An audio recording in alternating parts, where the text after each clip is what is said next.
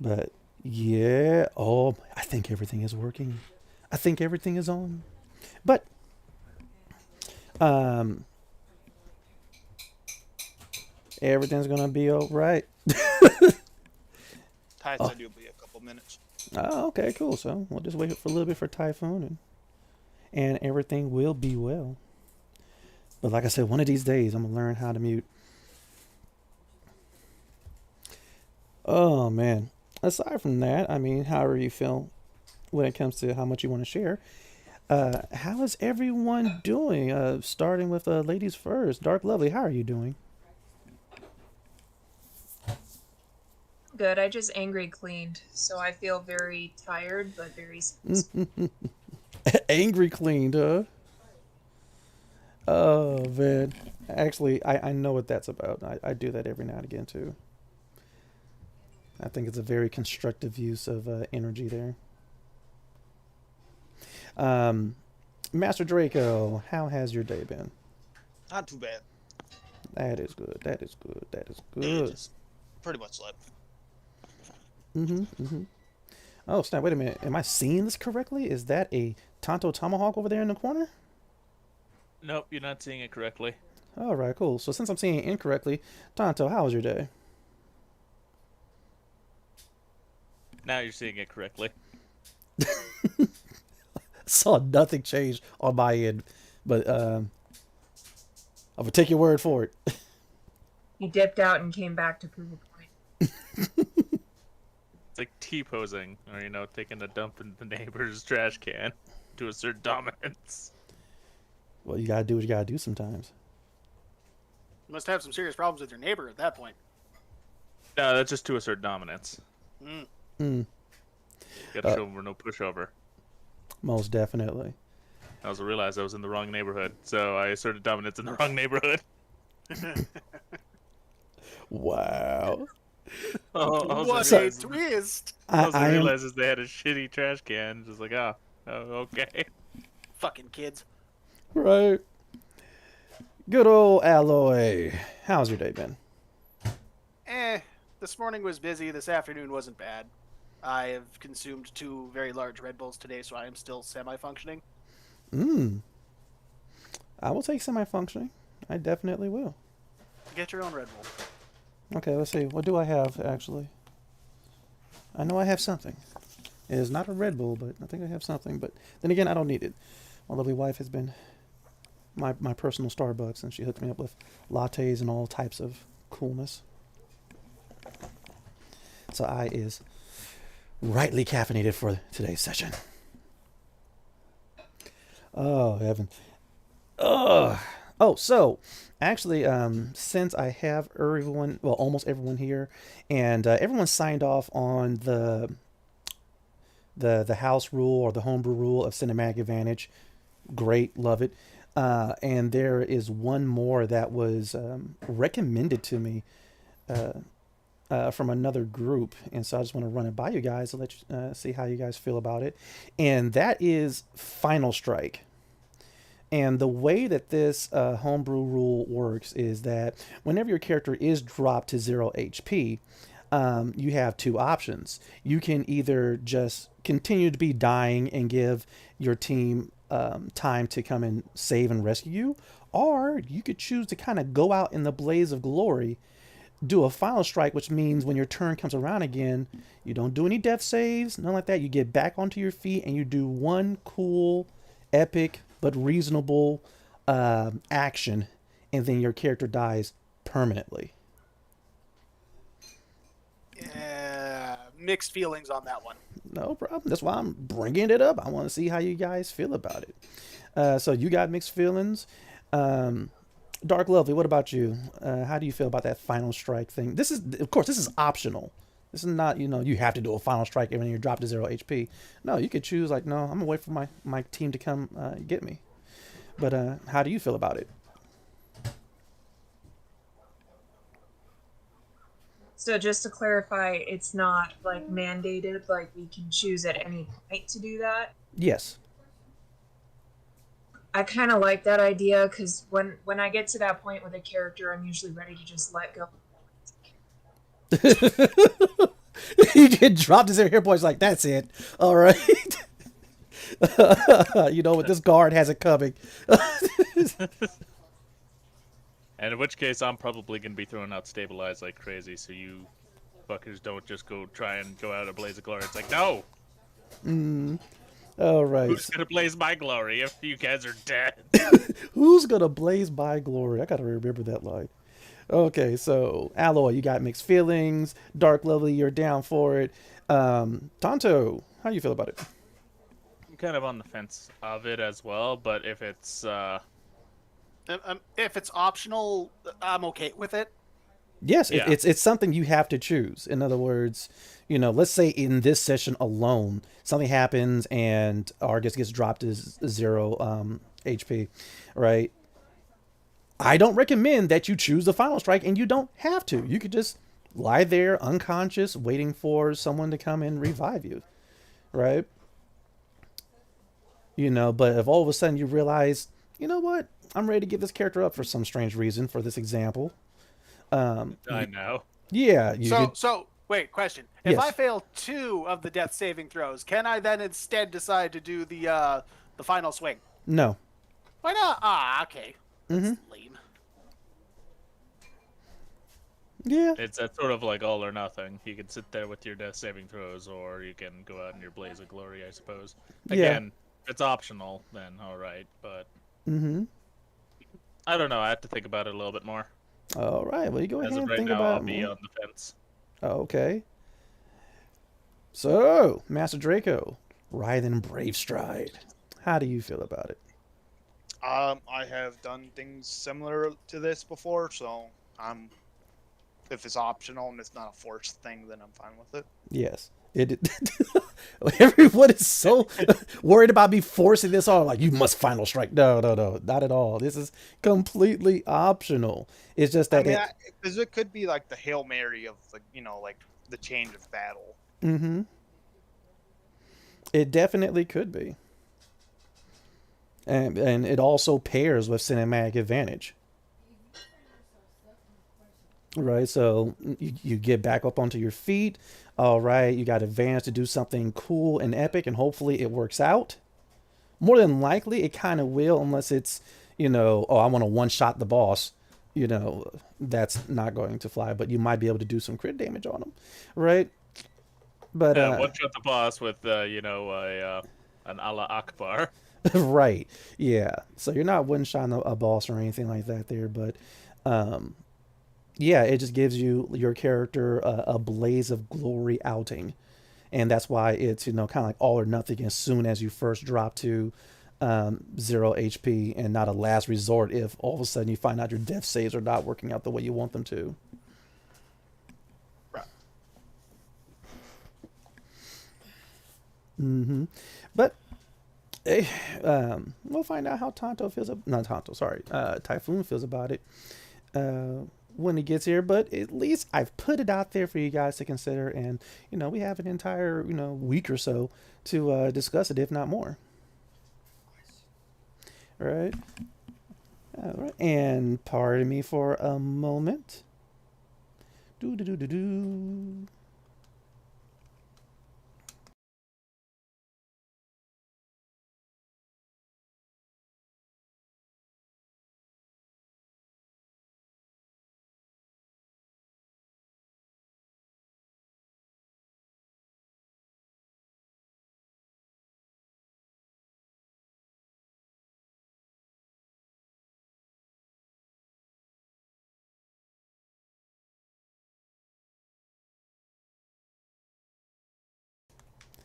Okay.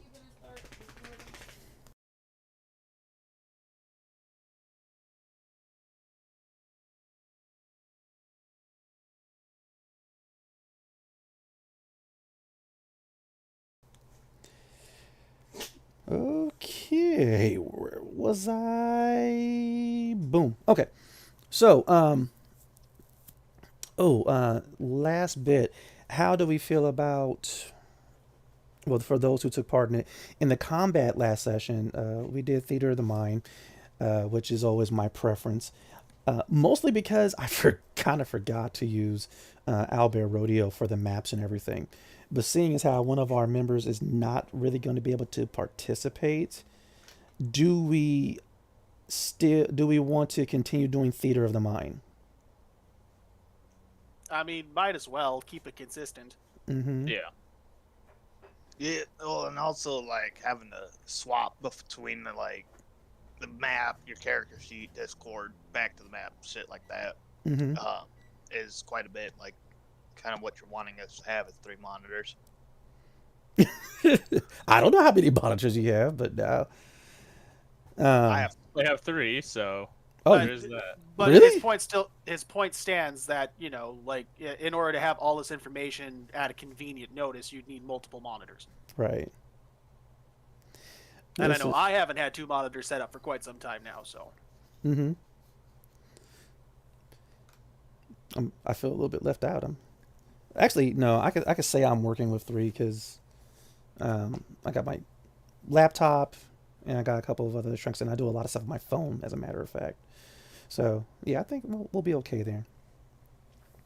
All right, so we will keep it Theater of the Mind, and I'll do my best to describe things. But like I said, it's my preference anyway. And also that means that's a few less maps I do have to worry about. Mm-hmm. So kind of happy about that. Has anyone reached out to Typhoon to see what the ETA is? And also I will say this, just the banter between us like right now, I do prefer this than that whole, I'm not sure how many RPG streams you guys watch, but there's always that whole countdown. And even the countdown doesn't work out sometimes. Like, this game will start in 5, 4, 3 minutes. You know, I'm like, okay. I'm going to go do something else and just come back and... Something will happen. yeah, hopefully. Oh, man. But... that's what it was. I gotta put up one of those, not disclaimer, but pretty much like a warning screen, you know, viewer discretion advised. That is a disclaimer. Yes, that I gotta find that disclaimer. That's what I do. That's what I have to do. He has arrived. What? He has? He popped up on the screen here, so I'm assuming so. The Typhoon 44 is here? Oh boy. Yep. Yes. Yes. The Pain Train? Is that his Working on it official anyway. nickname? I don't think so. It's just what I called him. Okay. Yeah. It only kind of fits for Diesel. Okay. Well, too bad that's not who you're playing Anyway. today. Yeah, right? Yes, now you must get back into the Today mindset. I'm playing someone more sophisticated. And what's his name?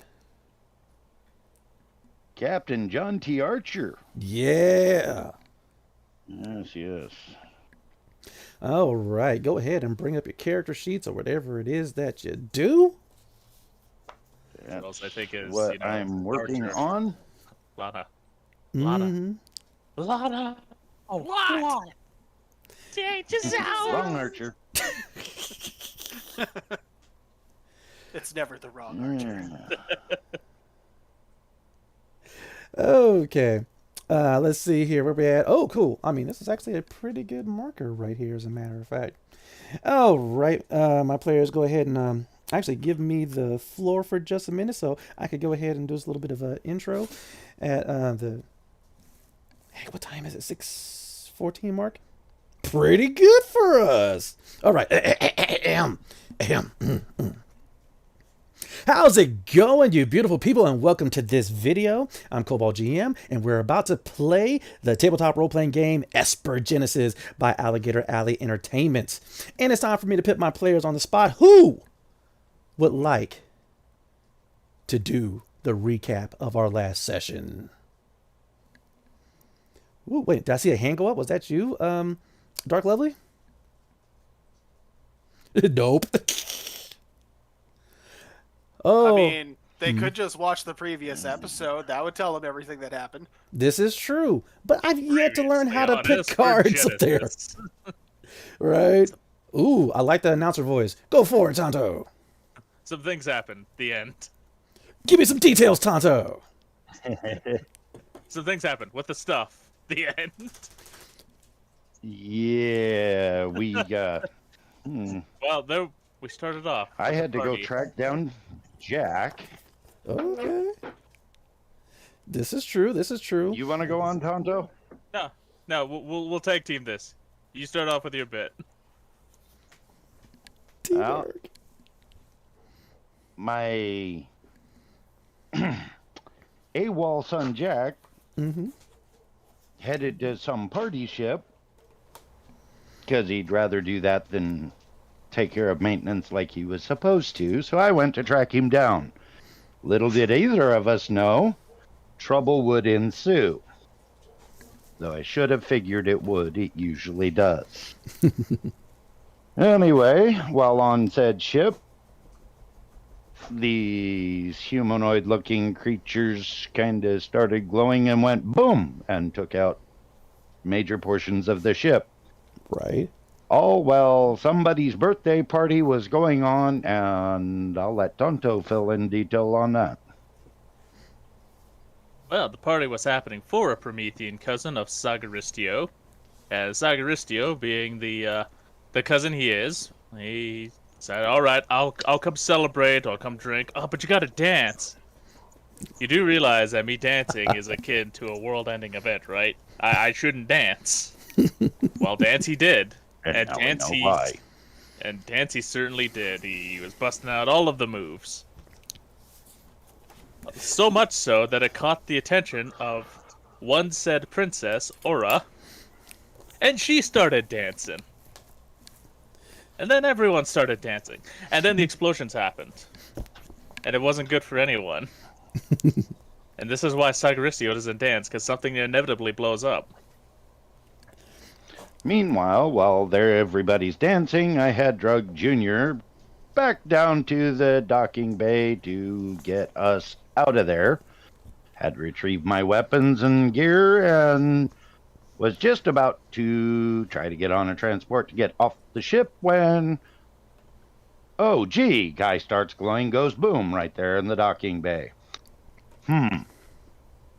Yes. Next thing I know, I'm throwing Junior to the ground. I'm covering him up. I'm getting up, grabbing Junior, and heading for a ship. Looking around, trying to take inventory of what looks like it'll work when the lift doors open and people tumble out instead of a lift. Yes. Big, tall, muscular guy. Looks like he's got attachments on his arm. Looks like he could be good at fixing it. I yell, "You fix it," as he's yelling, "You fly it." I get in the ship, start firing stuff up. He starts fixing. Everybody loads up, and we barely make it out in time. Yeah. Meanwhile, in Meanwhilesville, on the planet below, we have a nice big old gentle giant named Argus with the guide, Brave Stride, leading their scientist friend on an expedition. When they come across trouble in the form of some scorpion-like creatures, which they bashed and hit and shot in dramatic fashion. It's my specialty. In dramatic fashion. I love it. And after all of that's being said and done, they start, "Oh, yeah, what's that up there? Explosions. I'd hate to be whoever that is." And then cue the ship falling into the atmosphere and landing next to them. Landing light as a feather perfectly because of my abilities. Yep. Woo! As I recall, it was not all that lightly, or featherly for that matter. It was perfectly feathered. You No, rolled a I crit touched on down that. nicely. It just fell apart after I touched down. Likely story. Likely story. Yeah, unfortunately, it was as the kids say, foobarred. So, realizing that there was life forms Nah, it on was the just outside. snafu. Yeah, it was just snafu.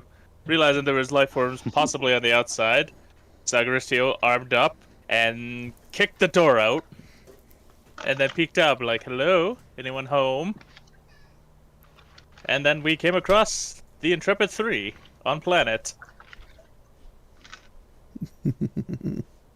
They were weary of us at first. I don't know why. Maybe it had something to do with the explosions. Maybe it had something to do with the scorpions. Or maybe, just maybe, it was all for dramatic purposes. Who knows? Could have had something to do with the really big guy kicking the door out. That's preposterous. It could never have something to do with that. Honest. I don't know. Cthulhu scorpions versus big dude kicking a door down. I think the scorpions were worse. Yeah, that's just Tuesday with the scorpions. But as the group got together and realized, yeah, we probably shouldn't stick around because scorpion's bad, and there's more of them on the way. See, look over the horizon. There's a bunch of them.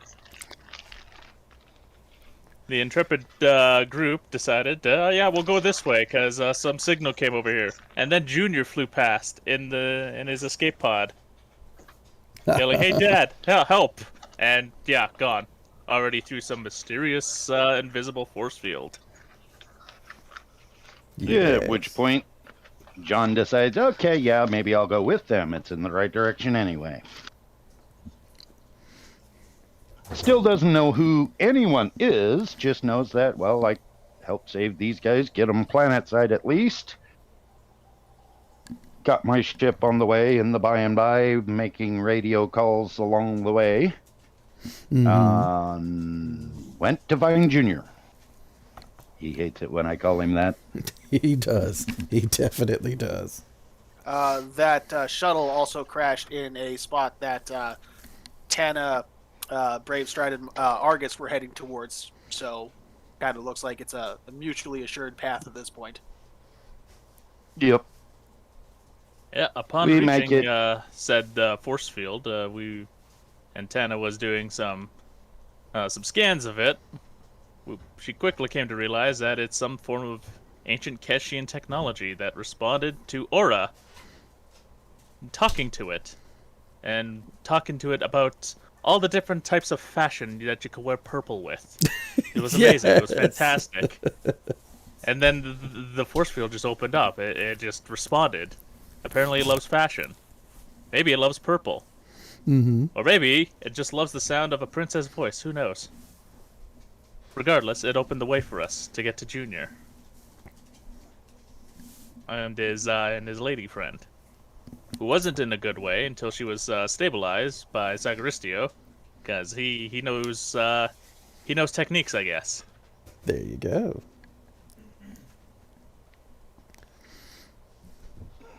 But as we were doing all of that and taking account of everyone, making sure everyone had all of their feet and their toes, and making sure no one else needed to be stabilized, they were ambushed.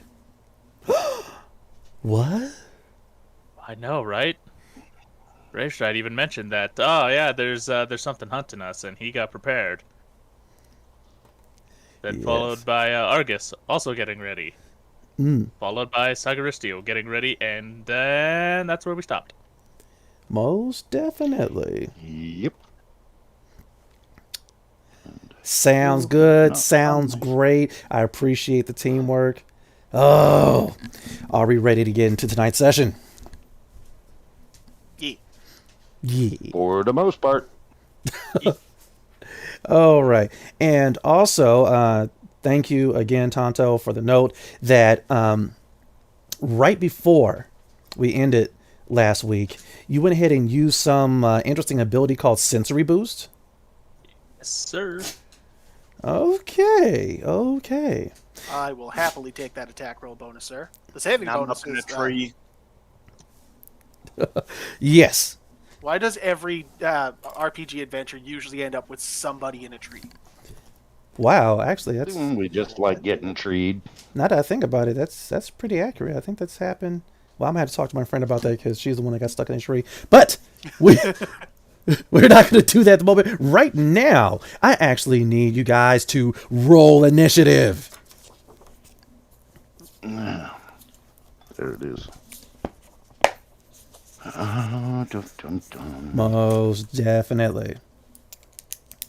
So, what had happened has already been said, and what is currently happening is that most of you, aside from Rylan Bravestride, are currently surrounding two of your party that have been downed.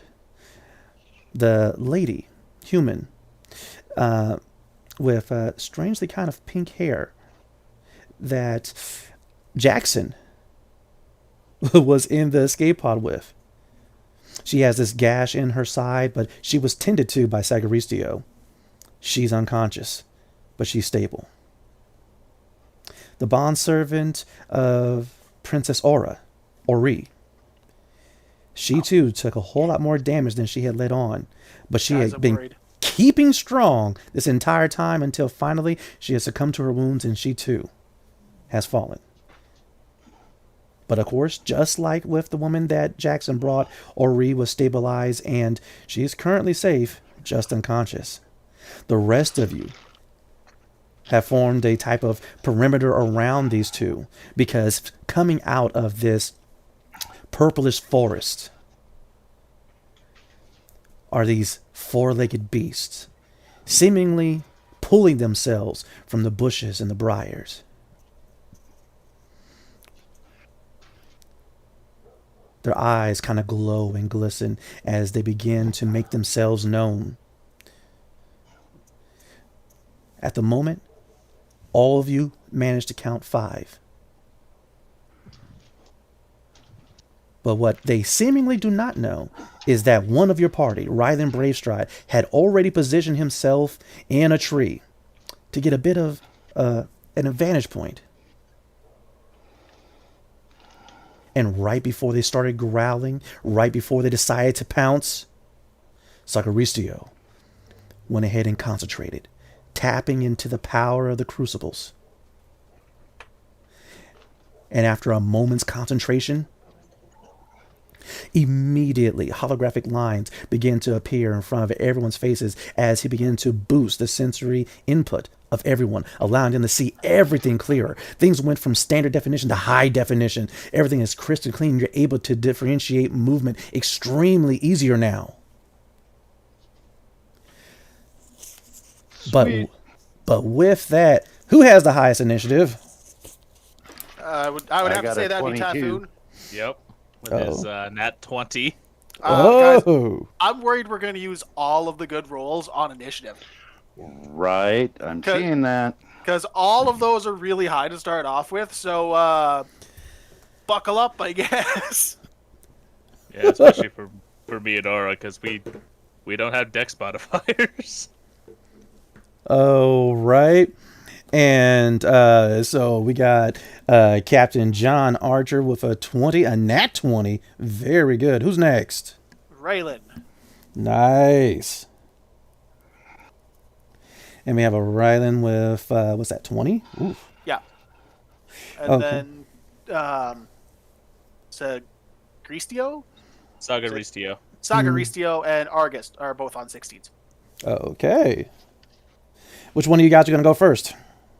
I'll let him go first since he's got the +1 in his dex. I was going to say, let's figure that out when we get there, but okay. All right. And so that means Dark Lovey's coming up on the end? Correct, with a 15. Okay. Sounds good. Okay. With that crit, actually Jack is going to go on your turn as well, Typhoon, if you don't have a problem with that, right? Not at all. However, I don't have anything really at all for him for stats. Oh, don't worry about it. I have his stats right here. So, okay. Right. Am I safe to leave that to you then? No problem. But the thing is this, you are going first.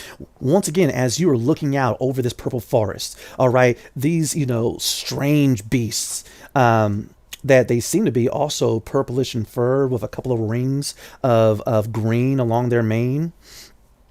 their faces and their glowing yellow eyes. With this sensory boost, you can see that the parts that are not covered in what you could consider fur, it seems more like bark, while their fur actually seems more like the texture of leaves. You're not exactly sure what you're looking at, but they definitely do not like you here. And they are getting closer and closer. Definitely an aggressive posture. What do you do? So, unless my eyes are deceiving me, these things look like they're walking trees, guys. You make that And announcement. I will. Yep. I'll make that announcement, and then I will see how they respond to lead. All right, go ahead and roll to shoot one. As you go ahead, you whip out your pistol. Its little corium implant, able to actually generate and materialize rounds within it. You look down sights, line up the shot. Did you include that sensory bonus? I think it's +2 to attack rolls. No, sir, I actually did not. So that would be an additional 2. So a Question. total of 18. Yeah. Question.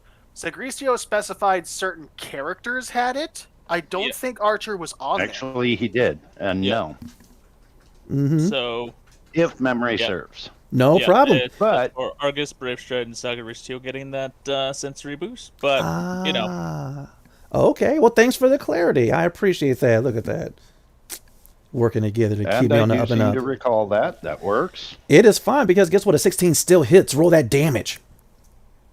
Okay. D6 +2. So it ain't going to be much. But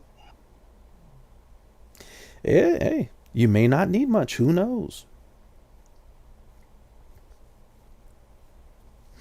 Right? But as you go ahead and you line up the shot, we also remember that. yeah, wow. What are you talking about? Wow, that's a good shot. Right? Max damage. Right? Max damage, 8 points. And so as this thing is growling and getting closer and stalking closer to you, it's still about 20 or so feet out. But you go ahead and you line up that shot. You squint your good eye, squeeze that trigger, and you definitely blast off one of its ears. Or is that a horn or a branch? You're not exactly sure, but you actually blast off a portion of its head and its neck and mane. Damn. Argus, you went ahead and tossed your pistol over to Jackson because you want to know if he could use it, because he probably couldn't do any worse than Tana, right? And apparently he can't use it. All right. He's too is aiming at the same creature, and he's sitting there firing away, just kabah, kabah, kabah, kabah, as he like frantically shooting at this creature that's stalking closer and closer.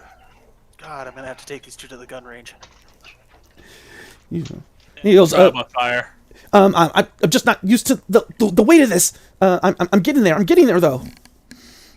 Oh, now, Rylan, you're up in the tree, looking down at it. You're actually closer to the plant creatures than the rest of your party, but seemingly they have yet to notice you. What do you do? How close together are they?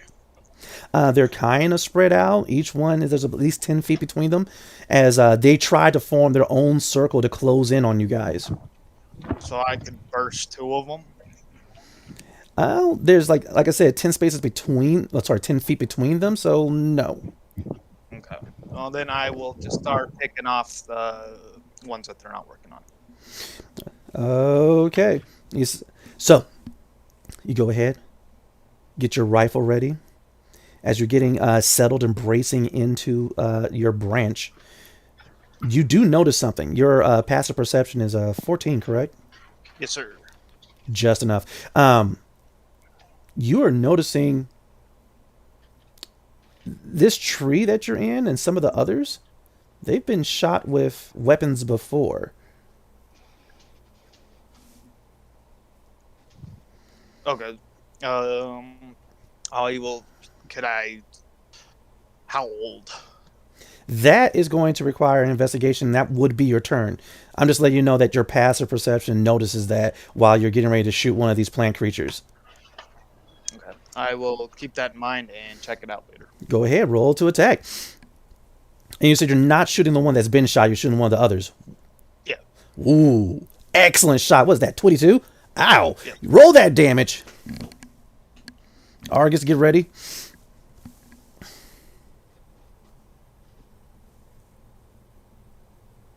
For 6 points of damage. No problem. And so, from out of nowhere, your rifle rings true, and you begin to tear through the middle of one of these plant creatures. Able to actually see clearly through it now as you were shooting downwards at it. You definitely blow it apart, and it starts to kind of release this kind of pinkish fumes from the inside of its main body cavity.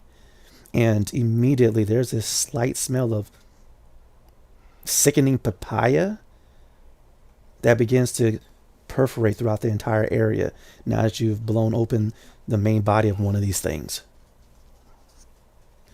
But that's your action. Do you stay up there or do you move? Is this gas spreading up? It is up and out. Okay. But so Am I far, out of the range of it? out of the actual physical fumes, yes. You just happen to detect the scent of it, though.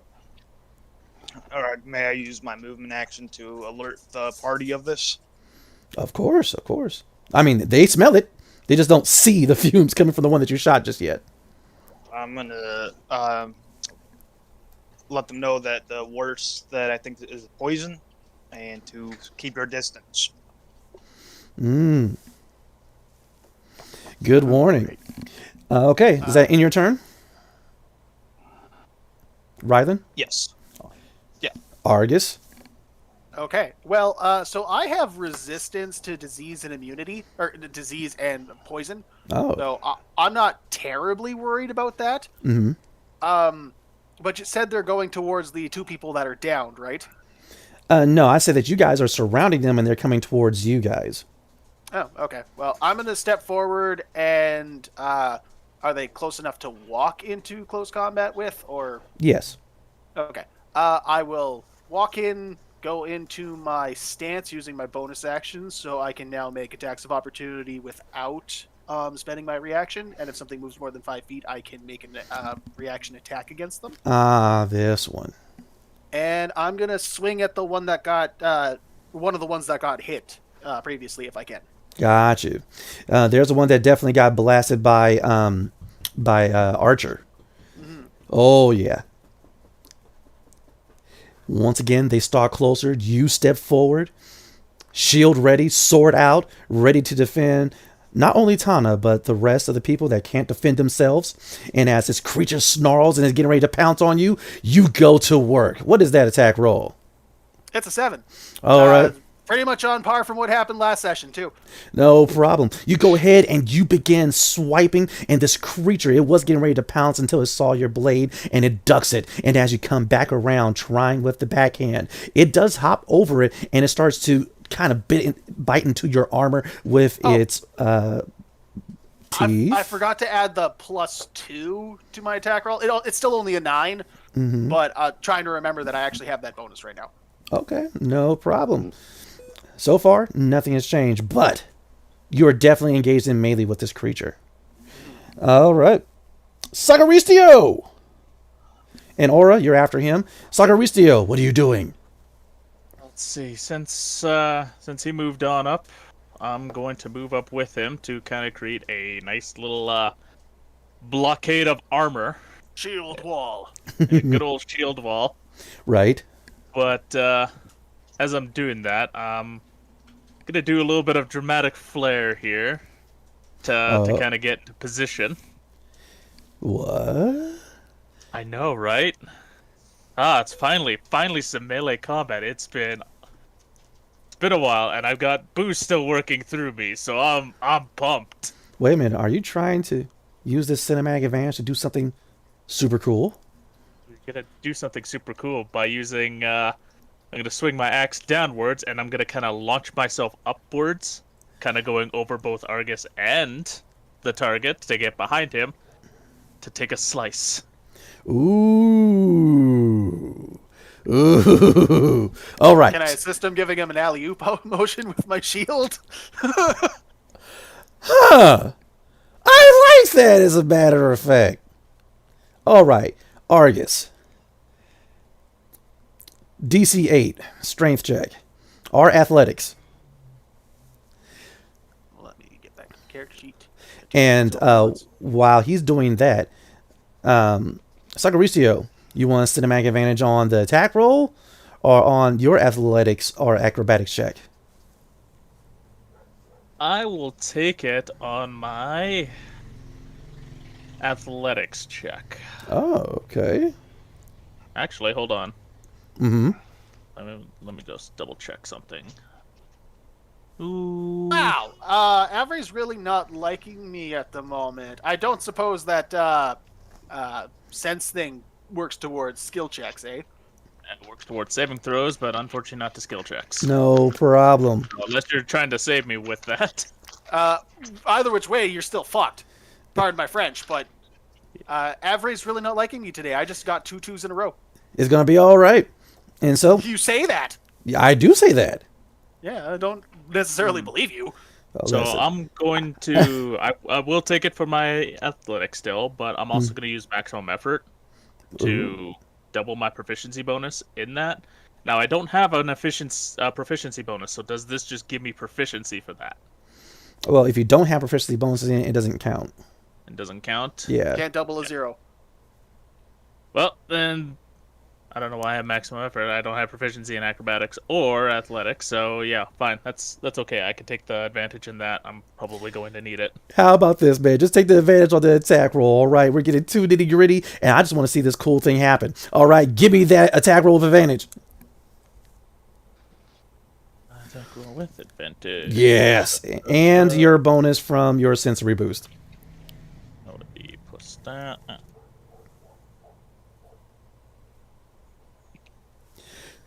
Oh, it's coming. It's coming. It's... Wow. What? Wait, no. Okay, I brought it on myself. Look at that. And so, go ahead, roll that double damage. Beautiful. But so while you're rolling that, while Argus is engaged in melee with this creature that is trying to bite and tear to its armor, as he pushes it away with his shield and is coming back at him, Argus, you look back over your shoulder and you see the incoming Sargaricio charging towards you. You guys kind of have this glance between one another, and immediately you know what he's getting ready to do. And so you try to get your shield up. I see. You try to get your... I see. You try to get your shield up so he's able to jump on top of it and jump over both you and this creature. But you don't get your shield up in time because this beast grabs onto it with his jaws and pulls it back down. But Sargaricio still manages to leap up onto your shoulder, leap over the creature, and in midair, spin around 180 degrees and comes down with his blade. And you said for 8 points of damage? 8 points of damage, and I'm gonna blow a bonus action.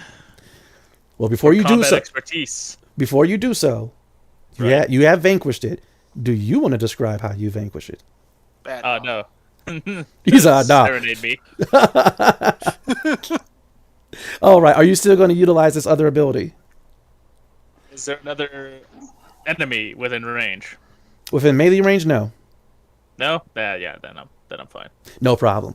And so, just like I said before, Sagaricio, you ran towards Argus, leapt up, foot on his shoulder, leapt even higher, spun around in midair, and you brought your huge... You're using your axe, right?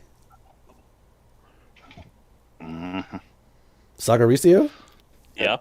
Right? I said yeah. Okay. What he said.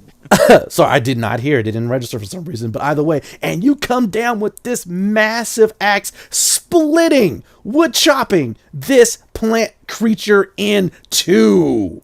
And then immediately, as both halves fall side by side, this pulsating thing that actually looks like dragon fruit that you've also split releases these pink fumes that immediately fill the area surrounding its corpse.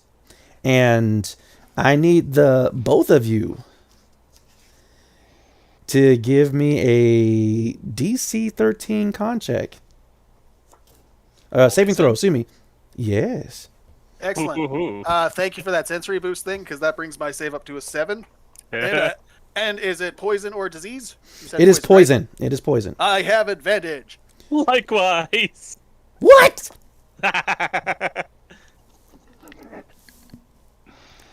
Oh, the poor DM. Is it space ADV or is it just straight ADV after the numbers? It's space ADV. Okay.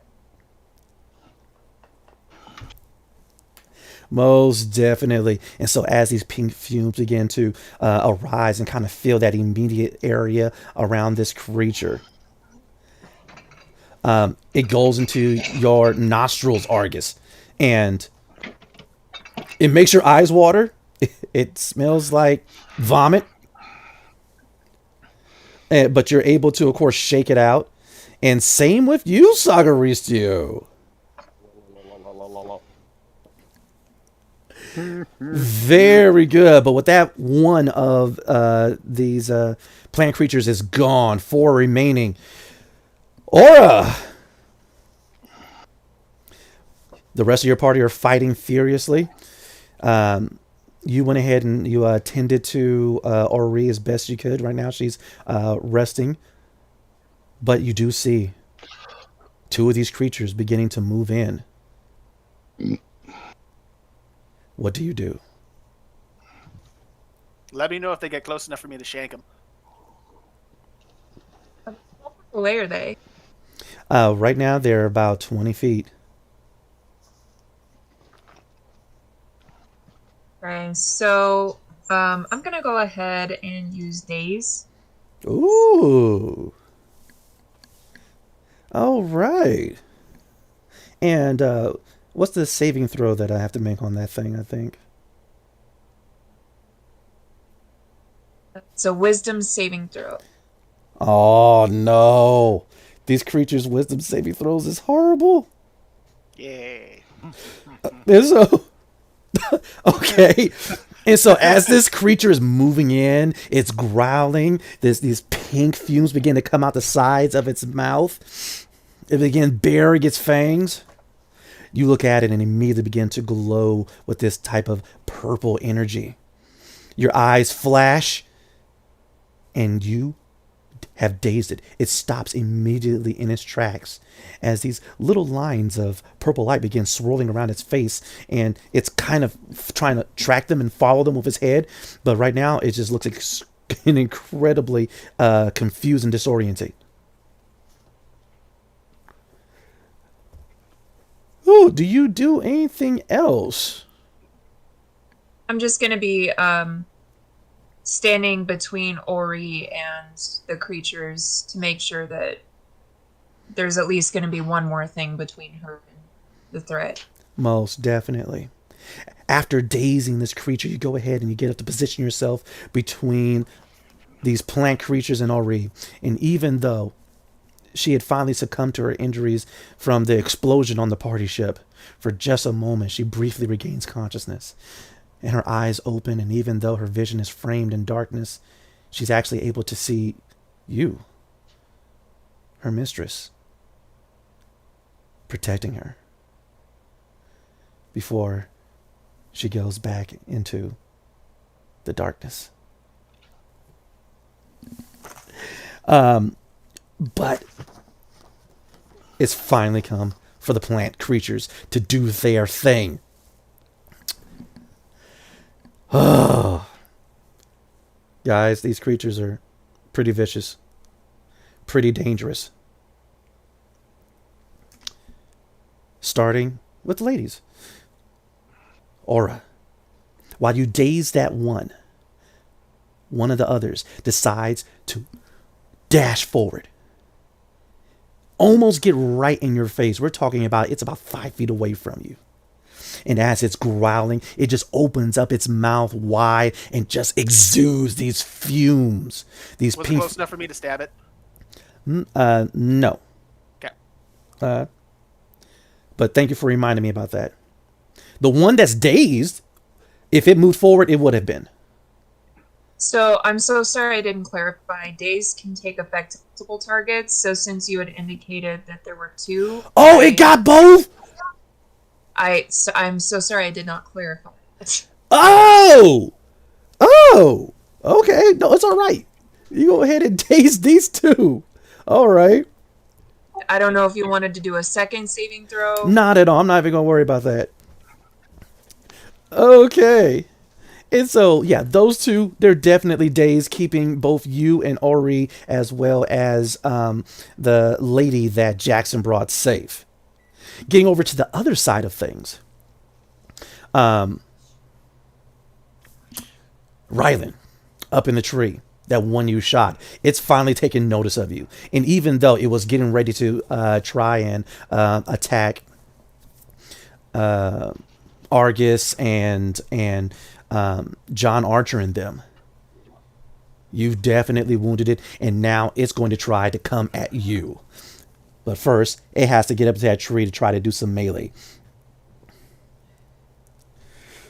The DC is 12 to try it, and no, it's currently like scraping up the tree as it takes a running start and try to climb it, and it gets close. You hear the jaw snap, but no, it can't get within range. You're safe in that tree. Sweet. Right. And that leaves one more. And this one is definitely coming in full speed, full bore. It has its mouth open. It has this weird green stuff that's sliding onto its wooden fangs. And it is coming towards you, Argus. I'd like to use a reactionary attack as it moves within my reach. Okay, roll.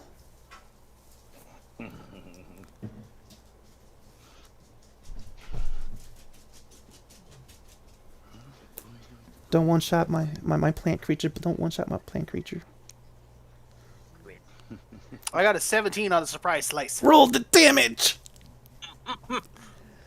And so, here you are. You got your shield out. You got your blade out. Your head's on a swivel. You're looking back and forth, back and forth, back and forth. And then finally, you hear it. 7 points of damage. Okay. 7 points of damage is still pretty good. Still pretty good. Okay. Crud. It is coming into your space, though. So, did you want to actually use your reaction to attack it again? Yes. I do it! I do it! I'll double tap. And so, as this thing is charging, all right, as soon as it got close, 24. Oh, sweet. roll the damage. As Cobalt furiously smacks his mic like, why? Why? He just punches it. I do not, because it's attached to my head. For an additional 9 points of damage. 9, you say? 9, yes. Yeah, that's what the dice say. As in the total was 16 points of damage. So, do you want to explain how you dispatch this thing? Basically, as I see it coming, I do an upward slice as it first gets in, Mm-hmm. and then just kind of like take a step back while bringing the sword up, and then just jam it straight down its gullet into its insides. Ooh. And you finished it. Wow. With a flourish, no less. Wood pulp. Right. Wood pulp. Bad dog. Oh, man. And so, yeah, it is gone. 3 remaining. 2 are dazed. 1 is wounded, and it is trying to get the tree to get at Rylan Bravestride. But we're back at the top of the initiative order. Captain John Archer, what are you doing? Okay. We got 2 that are dazed. Don't seem to be any problem. 1 going after a person, which is a problem for me. Mm-hmm. Would that kind of, if sort of, maybe put it flankable? Are you going for the one that's dazed, or the one that's trying to hop up the tree to get Nope, at? the one going up the tree. Yes, you can move The one- behind it, and you would get that +2 advantage from flanking it. Yes. And that would be what I will do.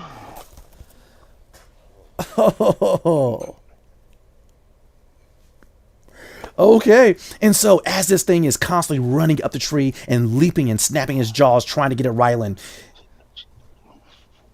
you go ahead, creep up right behind it, and what are you doing? Shooting it or wrestling it? Shooting it. Ah. That would be a shot. And with a 21, I'm sure that hit. Definitely roll the damage.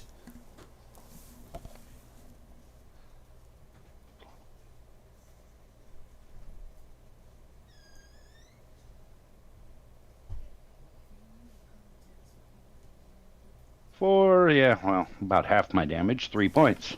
Okay, okay. Well done. As you get behind it, and just as it's sliding back down the tree, kapow! You go ahead and you blast off another piece of it.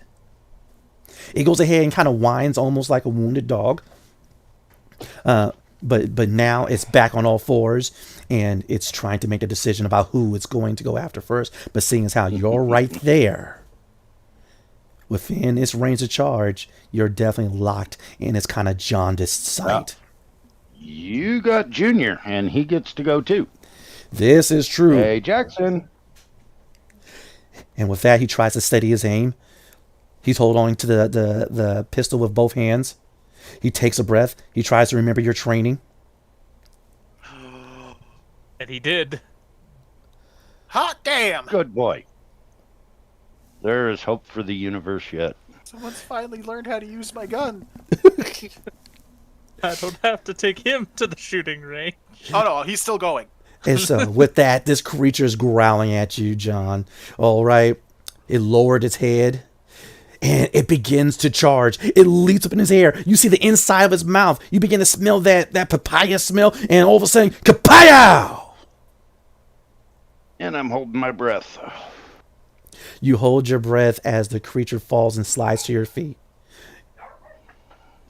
And with that, Jackson's like, I got him! I got him! Did you see that? Dad, did you see that? Did you see that? Settle down, Junior. We're not done yet. Oh, that was so green. Super cool. Most definitely. It was green. It was super green. No one say who that, which movie that's from. That's for chat to go ahead and drop into the... Don't do it. Don't do it. Let them do it. I'm not gonna do it. I'm not gonna do it. Yes. We got to get someone in chat 100 experience points. All right. But with that, another one's down. 2 are remaining, and right now they have these lines of purple energy going around their faces, almost like a laser pointer with a cat. But who is next, as a matter of fact? It would be Brave Stride. Thank you. Brave Stride, what do you do?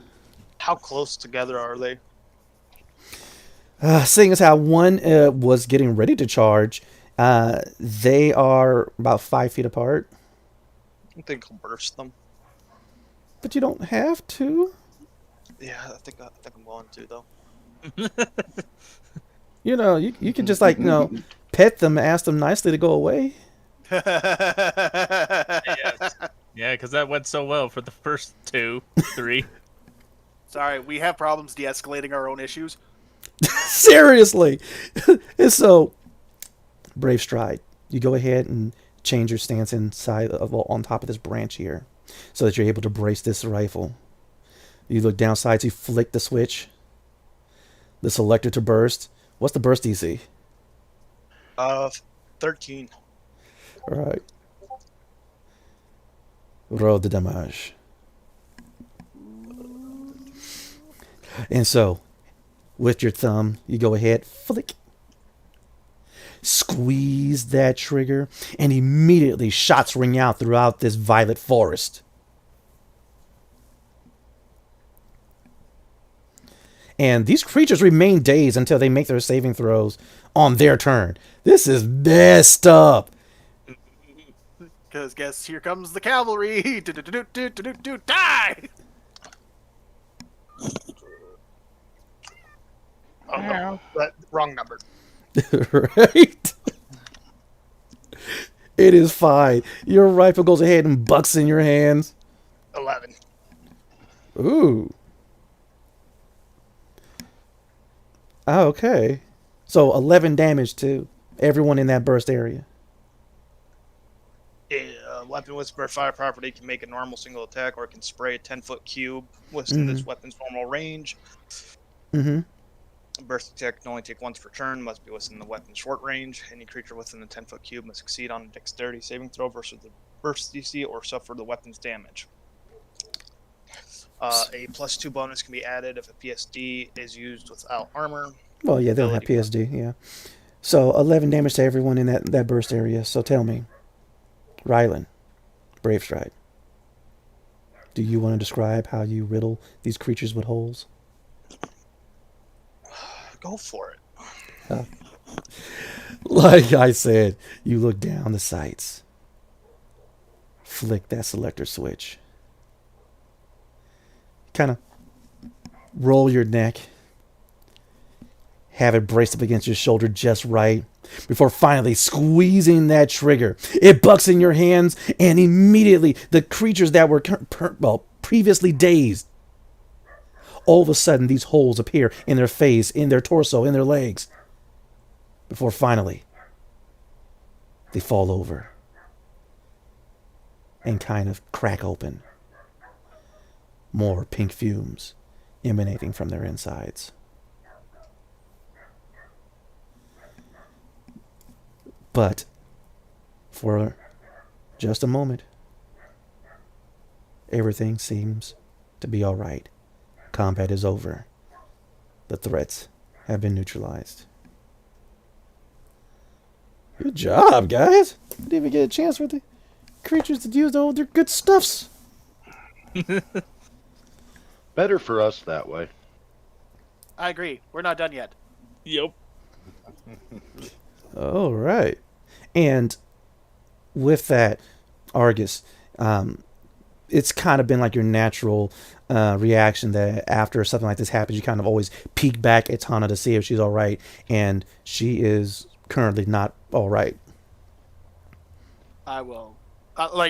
Okay, you have to clarify a little bit more to like the not all right. Is she crying? Is she puking? Is she unconscious? Like, She being repeatedly stabbed, right? 37 Like, times in the back. there's a whole lot of lines of distress at the moment that could possibly be happening.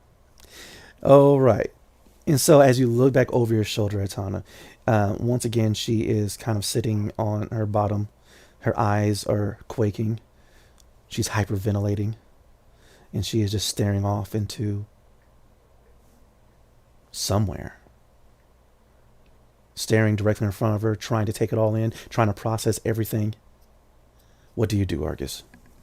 I'm gonna go over and just kind of like poke her with my boot. You kind of... Stana. Mhm. Stana, are you okay?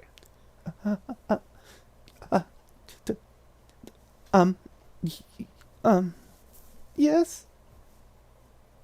Gonna like cock an eyebrow at her and be like, "You don't look like you're all right." What were those things? No idea, but they're dead now. All of them? Gonna kind of look around. So far. Yes, the purple forest seems calm. Come on, up on your feet. Okay, okay. I just never seen anything like that before. That's okay. Can you help the other two? Yeah, yeah. And she kind of hesitantly goes over to check on the woman that came with Jackson and Ulrich. Aura, now that the threat's over, what are you doing? So, considering this area was surrounded by a Keshian barrier, and there seemed to be monsters in the forest, Cora's going to be looking around and trying to see if there's any indication if this place at any point was part of like, established Keshian civilization. Okay. So would that be investigation? Please give me an investigation or even a perception check. Whichever is greater. But as you look over and you see Tana, she's an alien race called the Dentists. And they're pretty cute little creatures, as a matter of fact. Very short, but not short to the point where their size is considered small. But she's definitely tending, checking. And you look past Tana, as well as Ori and the other woman, to this clearing. And this clearing happens to be in a almost perfect octagon. The lines are a bit too straight. And then all of a sudden, within you, you kind of hear this singing. It's very hushed. Almost imperceptible to you. But you feel it within. Something there is almost sinking out to you. What do you do, Aura? I'm going to listen.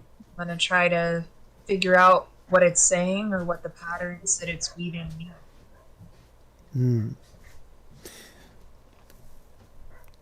Go ahead and give me a lore check. Wait a minute, are you proficient in lore?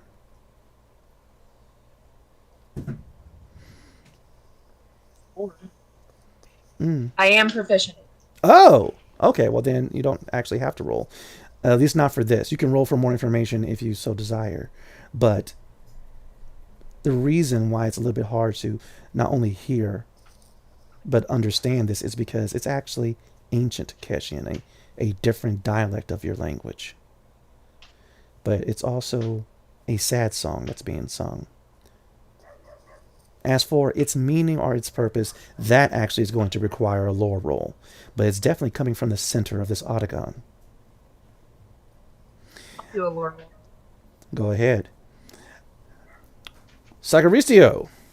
Yo. The threat's over. You just saw Argus speak with the little dentist girl. And now she is going over to check on the human and the other Kesh. What are you doing?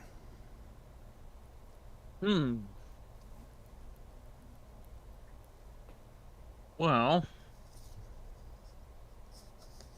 I might as well go and help out and make sure everyone is okay physically. And like, it didn't look like any of us really sustained any damage, but at this point, it's like just make sure everyone is okay,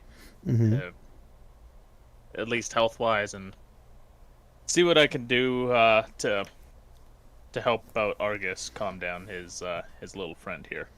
Oh, okay, that's nice. All right. Right before you go over to Tana to, help her out in the tending of these two people that they need to, they will be okay. Let me phrase it like that. John Archer. Jack is rushing over there, and he is like, I blasted that thing in the head. You saw that right there. Hold my hand up, stopping. As I walk away from this creature, I'm sure there's still more of the cats. Nope. Could you hear me? Now we can hear you. We could barely sounded hear far you. away. Sorry about that. Yeah. Hold my hand up, motioning for him to stop. I'm still holding my breath as I walk the hell away from this creature. I'm sure that gas is not good for us. Dagnabbit.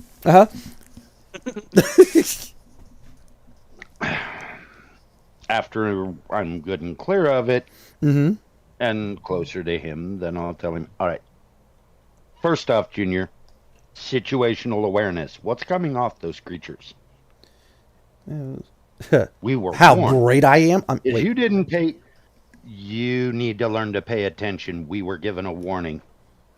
Secondly, yes, you did good the second time you fired. Well, I mean, the gun's like a little bit heavier than I thought You it was did going to do be. good. I'm giving you that. Yeah. But you can do better. And I expect better. Yes, sir. Third, as soon as your mom gets back with the ship, you're to go through and make sure we're ready for passengers. Anybody in this group that wants to go is welcome to come with. Oh, Already radioed for her, and she'll be back. even my my girlfriend, friend girl. Yes, she's welcome aboard the ship, but Yeah! because she is another living being, no, she will not be in your quarters with you. Living. She will Oh, have wait, her I gotta own. check on her. Wait a minute. And you are very grounded to your quarters outside of your duties. Wait, what? That's not fair. Why am I grounded? I mean, I saved your There is no life. discussion. And I walk away. You can hear him grunting in frustration as you walk away. He knows better. He knows I'm mad. Right. Aura with that 17. Wait, was that a 17 or was that a 10? What was it? Okay, it was 10. 10. Thank you. Yeah, it was a 10. Wow, I am so my device is slow on this. Okay, but with a 10, you cannot make out exactly what the original intent of this song was. What you do remember, though, is that the current version of it, it's a song that is sung at funerals. It's effectively a dirge. But it is definitely coming from the center of that clearing. What do you do? I'm gonna walk to the center of the clearing. Mm-hmm. As you do so, it kind of gets louder and louder within your mind, almost to the point where it feels like you're hearing it in your ears. Even to the point where, if you so wanted to, you could sing it or hum it.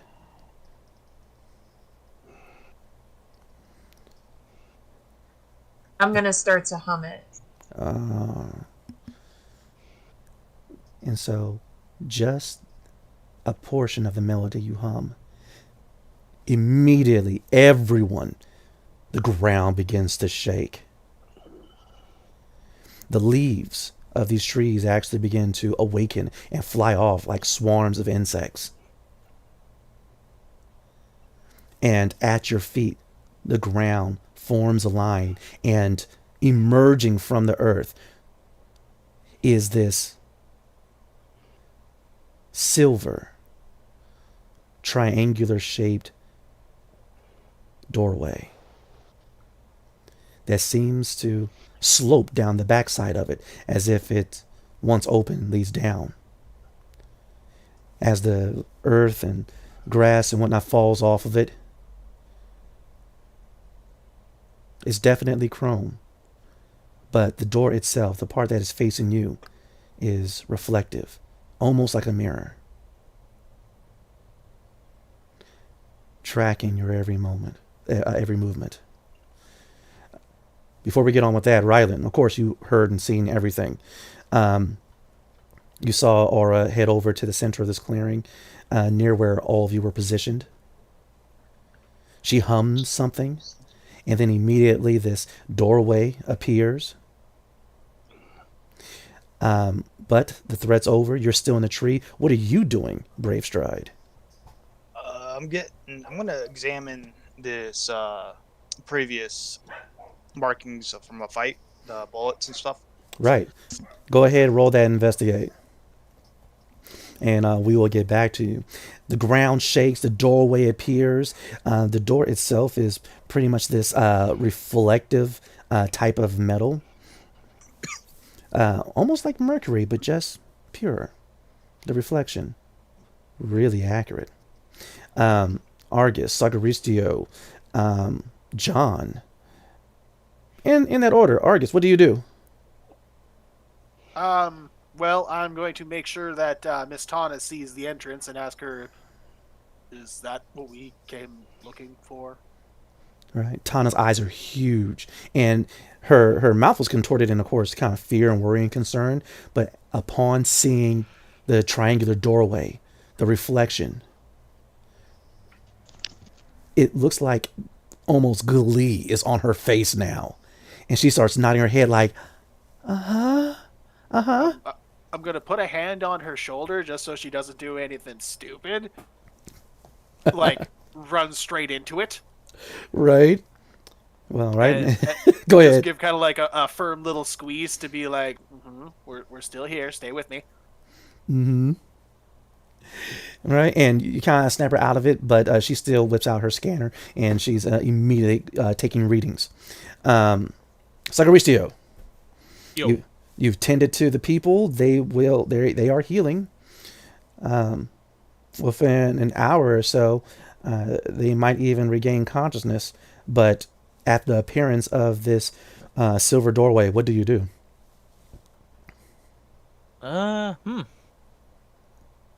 Silver doorway. Looks kind of interesting, but I'll leave this up to the more scientifically inclined people to figure out. Definitely. I'm still interested to see what it is, what it's about. Mm-hmm. But or just like how it functions. It's not something I've noticed before, is it? No, Logically wise. no, actually, you have not seen, especially since it's almost seamless. Huh. But that's all I can tell you right now without a roll. What kind of role would you need then? You could definitely use mechanics, or you could use lore. Yeah, we'll use mechanics, because mechanically speaking, this seems interesting, especially with it being seamless. Like with how advanced our technology is, even something like this is just, you don't see it. Right. Go ahead, make that roll. Brave Stride. I believe you got a 14 for your investigate to check out the rounds that were stuck in this tree, correct? Yes. Okay. You go ahead, you take out your knife, and you kind of fish it out.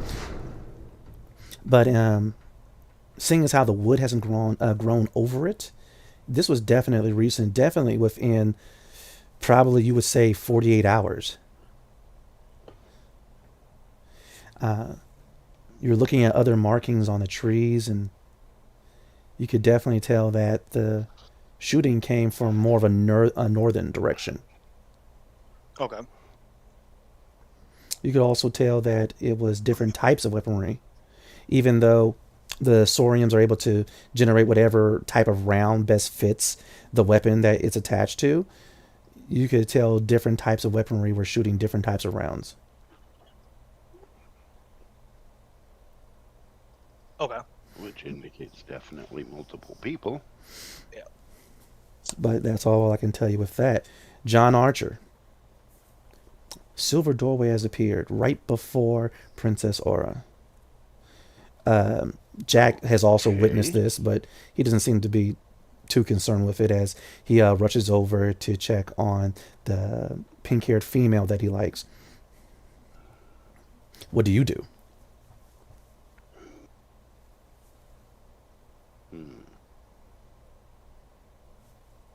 I'll let Junior have his moment with the girls. They look like they're all in good hands. And I'll mosey on over to the doorway. Definitely. What's her name? Princess Aura. Yeah, or I'll step up next to her and ask her, so what do you think? Something you recognize? I think it might lead to a crypt. That's a little unnerving, but okay. Definitely. 22 on that mechanics check, by the way. Okay. Thank you for that. As a matter of fact, Sagaristio, you do peek over at it. Yes, it is seamless, and you can definitely tell that it is composed of sorium. Some incredibly skilled shaper or machinists, or maybe even some type of cybermancer, compose this entire structure out of sorium.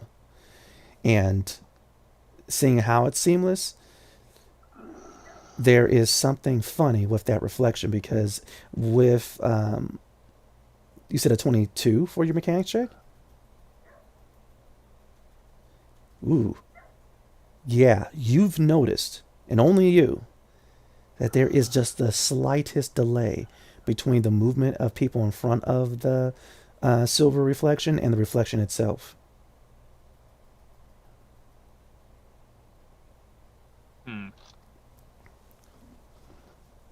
That's weird. That's super weird. That is. Do you tell anyone? Well, the doorway seems to be shaped by someone who's very skilled with sorium. It's composed of it. One thing I have noticed with this door, though, is that our reflections are... I'm not sure how, but they're delayed. They don't move seamlessly with us.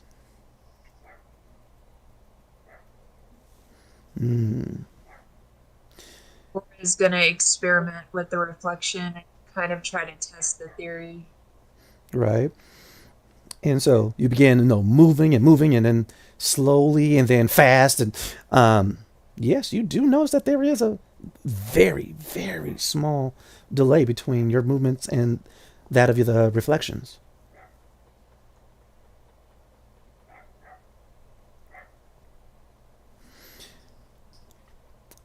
Ori would know anything. There is a possibility. But go ahead. Miss Tana, have you found anything with your scans? And she goes, yes. And she's like showing you, look, all right, the type of harmonics that were in the force field that was surrounding its entire place, that's keeping the atmosphere in here completely different from that of the outside. All right, the same type of harmonic signature is actually emanating from that silvery doorway wall thing. But once again, it's about the audio, and I think there's audio receptors built into it, but I'm not exactly sure what it means. But sound is something definitely important with this thing. I mean, she hummed, and the doorway appeared. So maybe she hums, it'll open. I'm not sure. There's like so many things we could try out, and also I don't speak or read ancient Keshian, but this is amazing. All right, this is part of my brother's research. Miss, your humming was able to summon this thing. Would you be willing to try again? See if we can make something happen? Maybe it's similar to the force field when you talk to it and it seems to respond to you.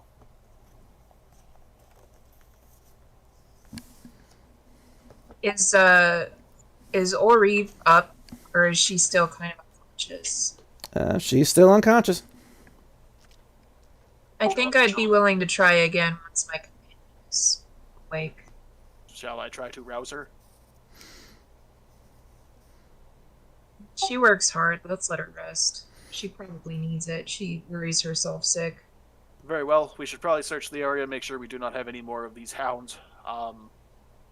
Guide, would you mind helping me with this matter? I'm actually looking for tracks right now of this group that has guns. Oh, okay. You're occupied then. Yeah. Okay. Well, I will kind of just do a little circle around, make sure I don't spot anything suspicious. Sounds good. Be suspicious. All right. So, Argus, I need a perception check, and Brave Strike, I need a survival check. I'm trying to get as many different tracks or boot prints to see how many of this group before us is. Oh, right. You wouldn't happen to have some ability that would help in that, would you? Let me check. While you guys are doing that, give me just a moment. I'll be right back. Yep. I got 8 for keeps.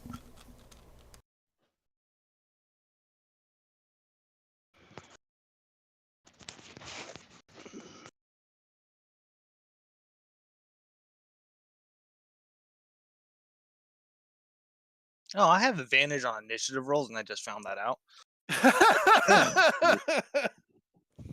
Little delayed. Oh, well. I think There'll considering be your, other initiative rolls. yeah, considering your initiative roll, first off, like I Right? don't think it would have gotten that much better, but you never know. Yeah, he was pretty high up on the list anyways, so Yeah. Okay. So, what has happened? we were laughing at something that Bravestride found out. Oh, okay. What did he find out? He I has haven't. advantage on initiative. He what? I have advantage on initiative, Really? and I also get advantage on my first. First turn during combat, you have advantage on attack rolls against creatures that have not yet acted. Wow. But, So, you guys would have completely decimated that even more so than you already did if you used that. Sounds like Nice. we aim to misbehave. Also, we aim to miss on dice rolls that aren't combat. No problem. Right. So, Argus, you go ahead and circle the perimeter, looking for any signs of threats or plant creatures or whatever. And you find none. Brave Stride, you start looking for tracks. And you do find some, but you're still unable to determine the number of people that have been through here. But you can definitely tell it was recent. And that it is more than 3. okay. As for where they are or where they went, you've no idea. Unfortunately, these plants and the way that this mushy grass kind of moves over certain tracks is completely messing up your tracking skills for the moment. And may I use my xenobiology on the creatures we took out? Oh, definitely. That's nice. Yeah, go ahead and give me that roll, as a matter of fact. And since they're not trying to kill you, feel free to do it right now with advantage, because you could just take your time and really examine them. You know, poke them with a stick and whatnot. He's Right. angry. Let's go get with a stick. And so after waiting a little bit for the fumes to kind of pass, yes, you realize that these creatures are definitely all plant-based. But being so means that they really can't be poisoned by anything aside from that which would definitely kill plants in general, as well as if you guys had some fire or something, it would have done tremendous damage to these creatures. Strangely enough, the organ that kind of resembles what you would call a heart, it seems to be the place where this toxic fume is kind of generated. But seeing as how they're all kind of cracked open and expiring and molding now, they don't do so. Okay. Mm-hmm. Well, I will mark that down on my electronic journal. Very good. Also, now's the perfect time for a short rest if you guys want to use that to get any abilities or whatnot back. Since we are waiting for Ori to regain consciousness, correct? Sounds like a plan. Pretty Although much. I don't think most of us are going to get real any. Well, the people with powers might get a benefit for doing this, but sure, why not? I'm not opposed to it. No problem. All right. So, some time passes. A type of camp is formed. But immediately... Ah! Oh, sorry, cat. The human woman with pink hair that came with Jackson in the escape pod. She screams awake. And right now, you know, she's by the stars, by the stars, by the stars, by the stars. What is... escape pod. While we're camped, I will be doing something myself. Oh. Continually rechecking and checking my communicator, trying to raise the ship. Mm-hmm. Well, the situation is, while you're inside this force field, apparently your signal is not getting out. Okay, well, a little bit of deductive reasoning.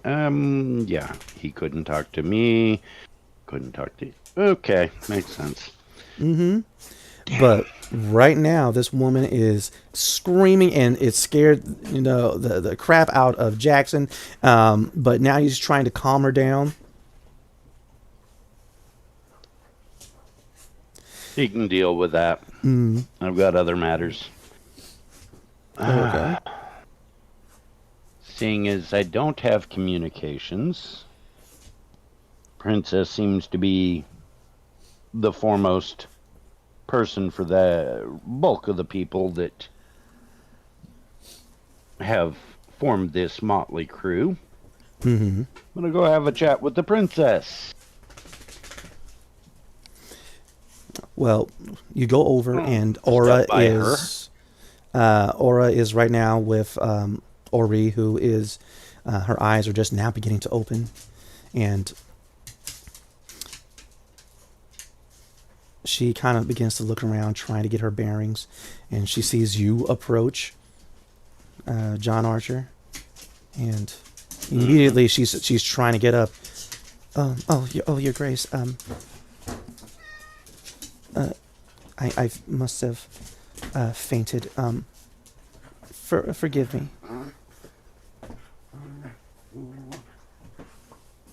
Ori, I have a question. Yes, Your Grace. Does this song sound familiar to you? And then I'm going to hum the same melody that I did. Right? You go ahead and you hum the melody, and you see actually a little bit of dread get onto the face of Ori, and she takes a half step back. Oh, Your Grace, you shouldn't be singing that.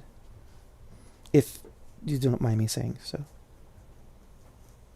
What do you know about it? Long ago, that was the song that was used in banishment, Your Grace. Banishment.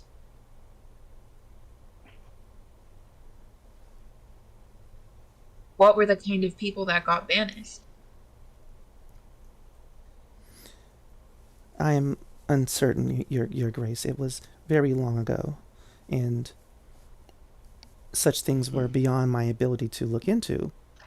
I am not Shavnali like you are the Kelamir. I am not of that caste.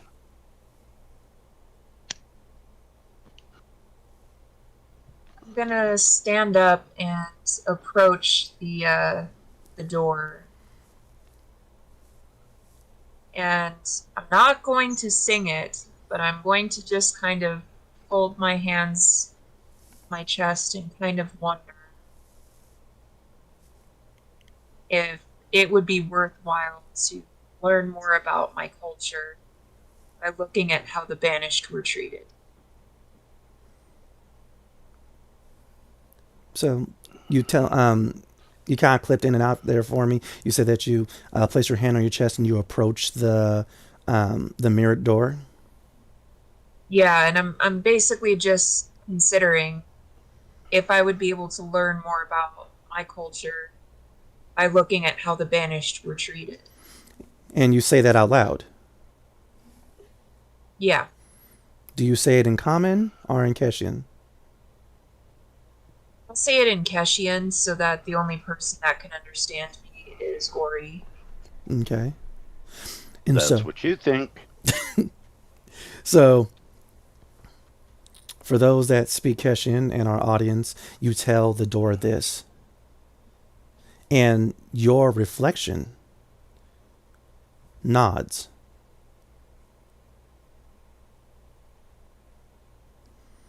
and then goes back to reflecting you.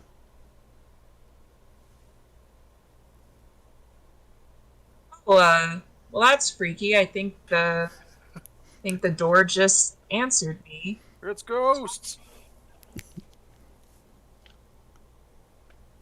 With that, Ori, she kind of struggles to her feet and goes over to you, Aura, and she goes, My Grace, perhaps we should not do this. Have you eaten? I can eat later. I'm gonna try something. So I'm gonna hold up both of my hands just to show all of my fingers. And I'm going to ask the door in Keshian,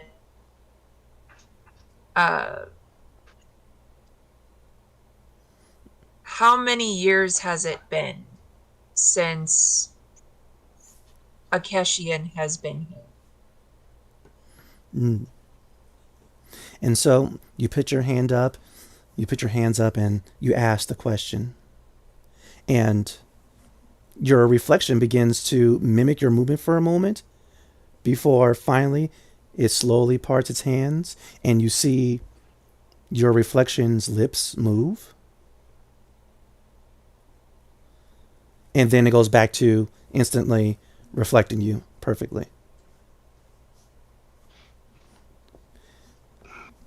But upon the movement of the lips and its facial features, you are not sure what that means. Something along the lines of 999 decacycles. But you're not sure what that means.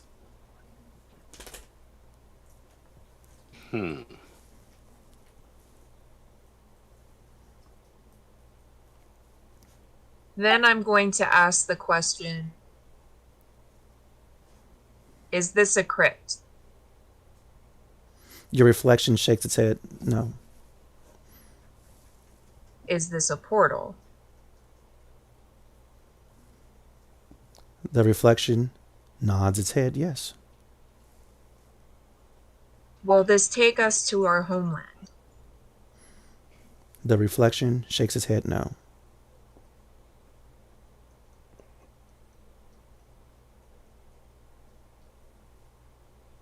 Step Well, shoulder to shoulder with her Mm-hmm. in Keshian. Ask it why communications are blocked and hold up my communicator. And can you do anything about it? Aura, your reflection actually looks at Archer, scowls, and then his reflection disappears. And then the reflection goes back to mimicking you, Aura. Immediately, Ori is like, Your Grace.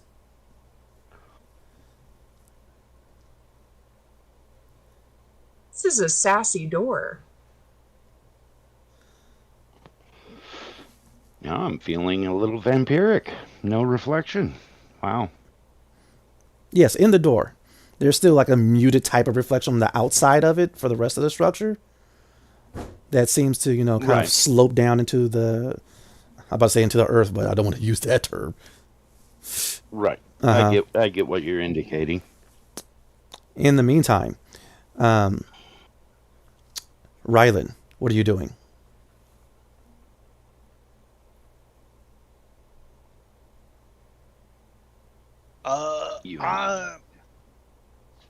I'm gonna go back to the party and learn them of all the information I've gathered.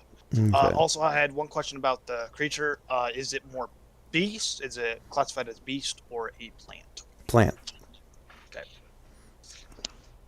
Oh, okay. Sagaristio, what are you doing? For right now, I was just sort of resting and Mm-hmm. not really doing a whole lot besides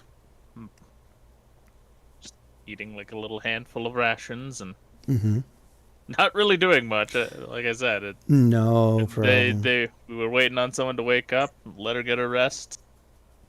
So I wasn't really doing much. Mm-hmm. with that, Jackson and this girl, you guys kind of overheard him talking with her. Apparently, her name is Lillian. He's been calming her down while Tana's been going over her scans, just, I mean, obsessively. And finally, she is like, Argus, look. See, okay, so I got these coordinates from, my brother, but he was on to this thing about something about certain crucibles that were activating, but not in their usual way. Because there's a lot of crucibles out there. There's one at the end of every system. But he's trying to say that he was getting readings from other crucibles, but they were not there. And he was trying to figure this out. And I'm thinking we're closer to figuring out. I'm thinking somewhere in there is the key to what we're talking about. And guess what? I mean, perhaps this will lead us to the crucible that will lead us to the Keshian homeworld, the one that they lost eons ago. Well, I mean, our best course of action would be to talk to the one actually engaging with the door, would it not? Oh. well, I suppose that makes sense. Oh no! Logic! It's been used! From Argus, no less. so she goes, I guess you're right. Tie my tentacles. Okay. I'd rather not. But, well, no. She goes ahead and backs up. No, don't touch my tentacles. I was not going to, Miss Tonto. It's an expression. Well, I got news for you guys. Yes, guide. Someone else has been here. Well, of course, like long ago, No, ancient like within 48 hours. Ah. What? Well, that is quite recent. With heavy weaponry, lots of them, more than 3. Any sign of them? Besides, I lost the tracks. There's bullet markings in the trees. We weren't the first ones to fight those. Also, those. We may have been the first ones to find this door, though. Or this silvery thing. Well, I will track around the door real quick. All right. Miss Tonto, perhaps you should go speak to this lady. Right. That's smart. Yes. But she's the princess. How do I approach the? Here, I'll help. I'm gonna pick her up and start walking over. Miss, I'm told you are some sort of princess or something. My associate here is very keen on learning about the Kesh. This is so Has embarrassing. some theories about the door as well, and I'm gonna put her down and just kind of use one hand to push her forward between me and Aurora. And she kind of strains herself up and fixes her spacesuit like, hi, princess, your highness. Yeah, so... No, you don't have to be nervous with friends. And with that, Ori is like, but your grace, she is a commoner. Her face is common. And with that, Ori kind of lowers her head because it's true. That was rude.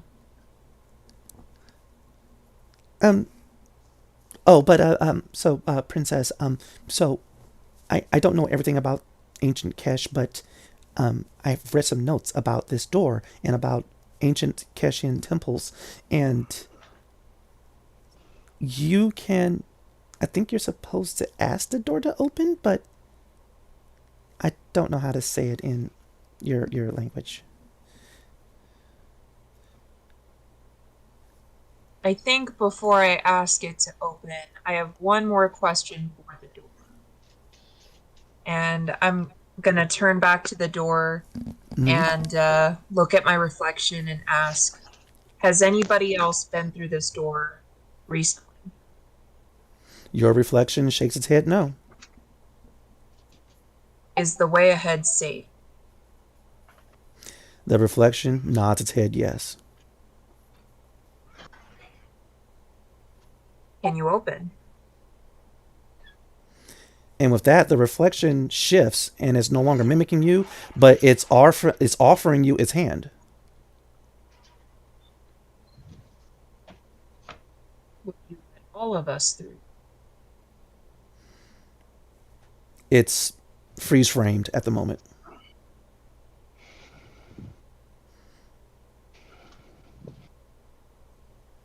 I'm gonna look back at Ori and ask, you turned on the tracker for my father, yeah?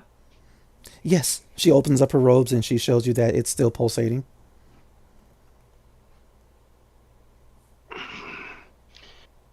I'm gonna go ahead and step through, and if no one is able to join me, my father should be here shortly, or at least someone he sends on his behalf. Perhaps it would be better if we all tried to step through at the same time instead.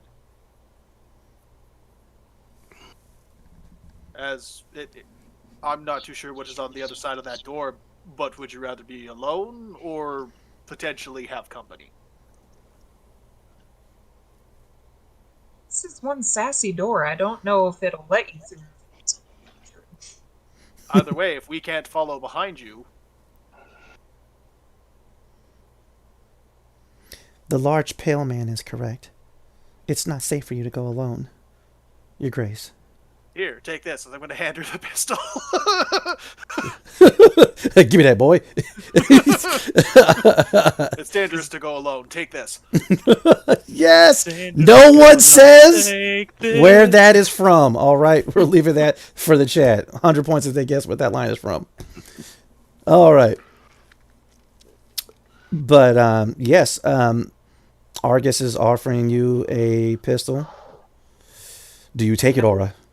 Yeah, I'll take the pistol, and then I will plant a kiss on Ori's head, and then I will, without hesitating, approach the door. But before I give her the gun, I really should make sure that it's reloaded and she actually has ammunition for it.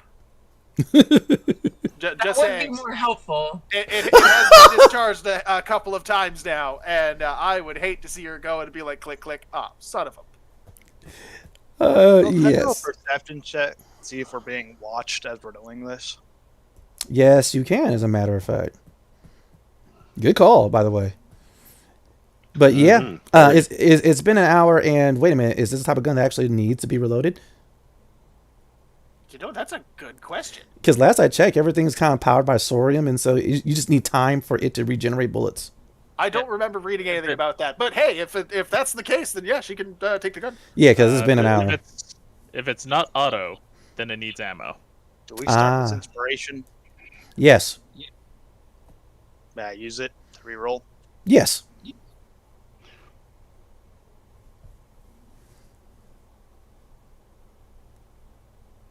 $16. Bit better.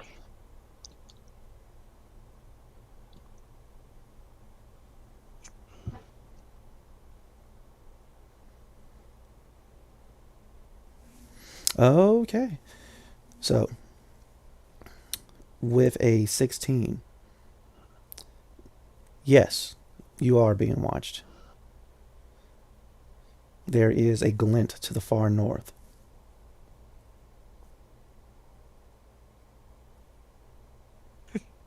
Sniper, get down.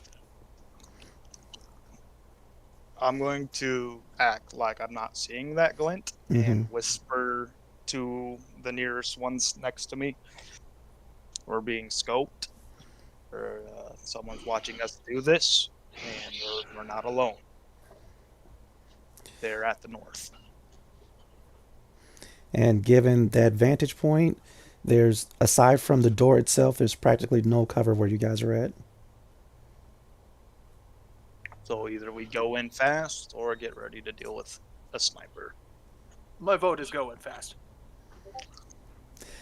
Who's going in first, or is everyone going to try to rush through it? I would say we should probably go with the princess, and preferably at like as much at the same time as possible.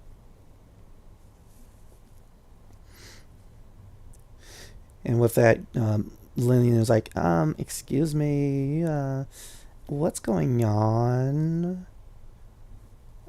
What happened to the party? We got crashed by explosions, and now we're on a party adventure. This is a different kind of party.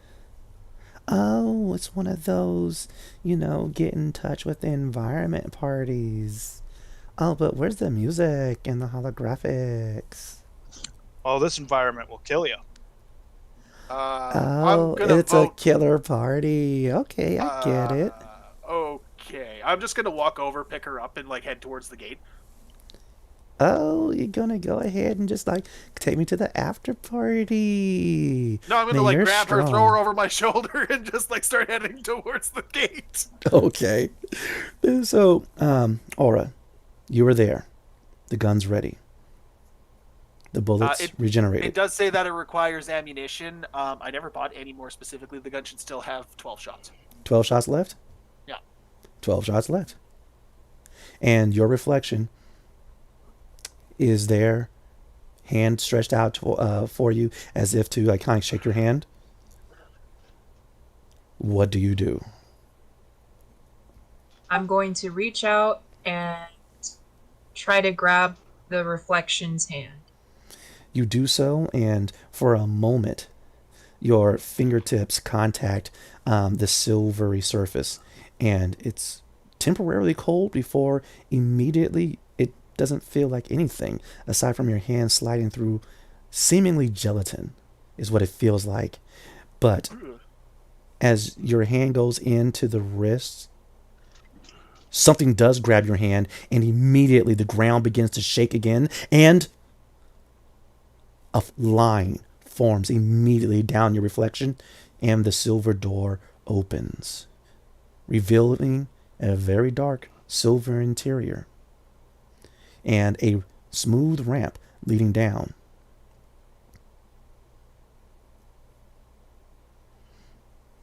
We can all go together. Here's your pistol. I will holster.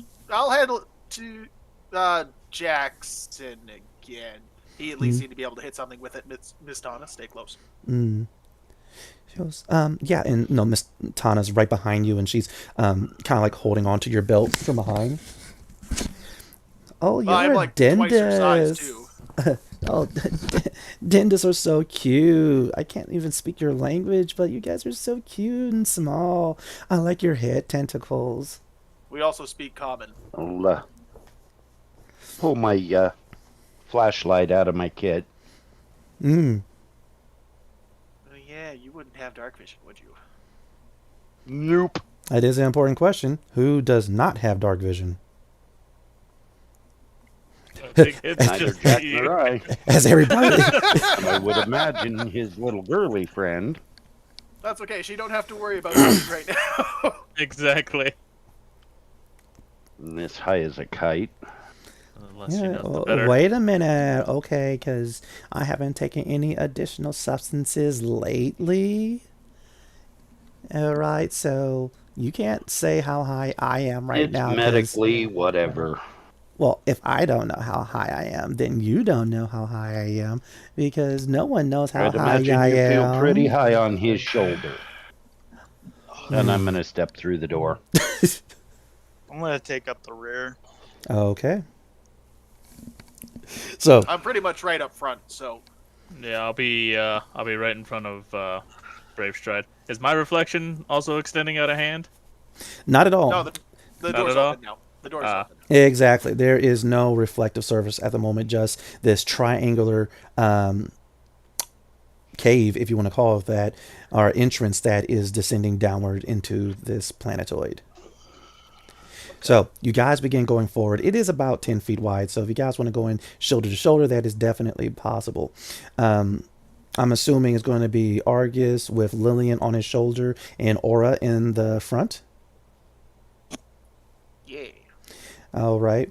Tana is holding on to your belt behind you, Argus, and Ori is trailing close behind you, Aura.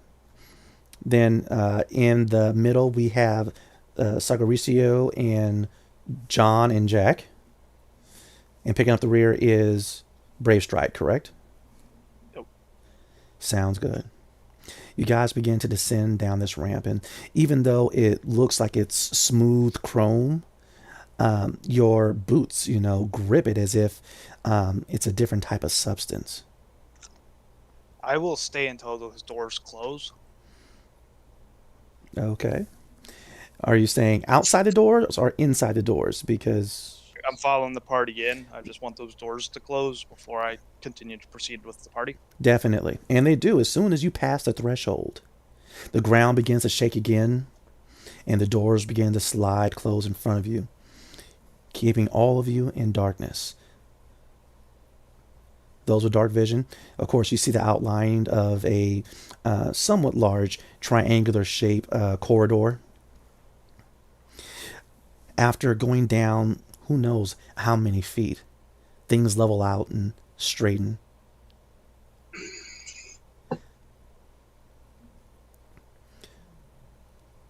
But as soon as Brave Stride crosses the threshold onto the flat surface, the ground and everything shakes again, and another wall closes, sealing you guys into this corridor.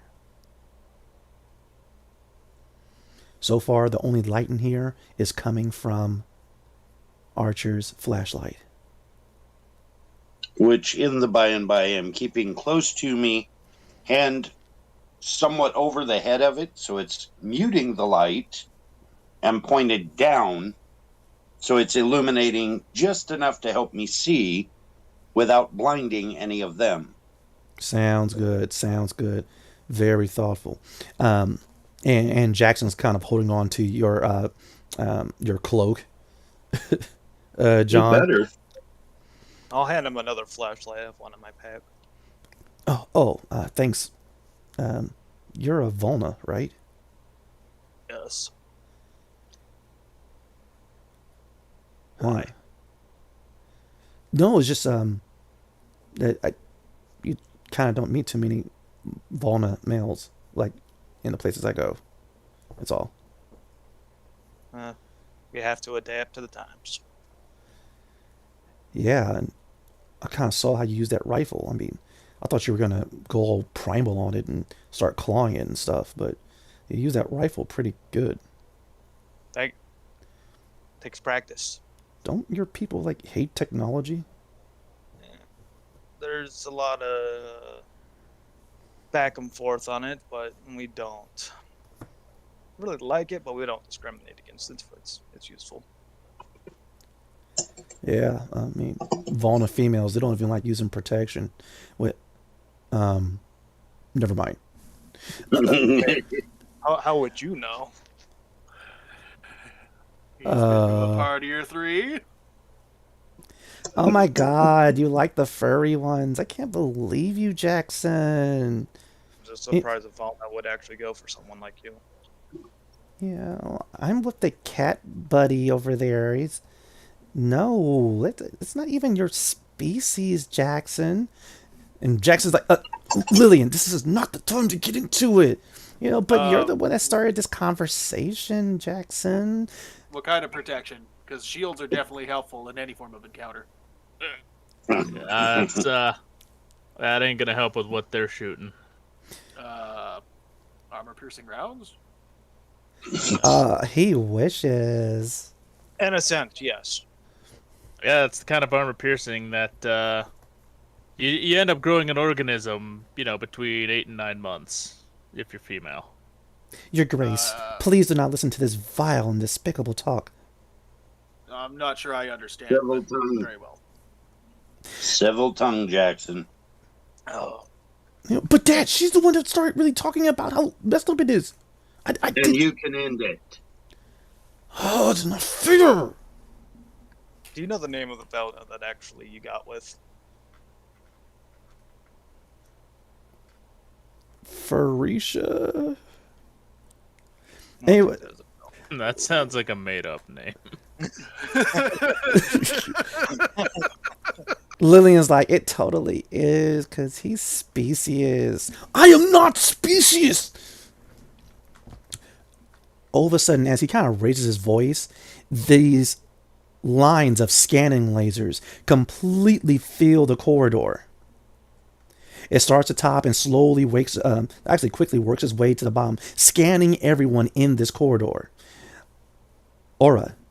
It flashes an aura around you of purple. I'm sorry, of gold. Excuse me.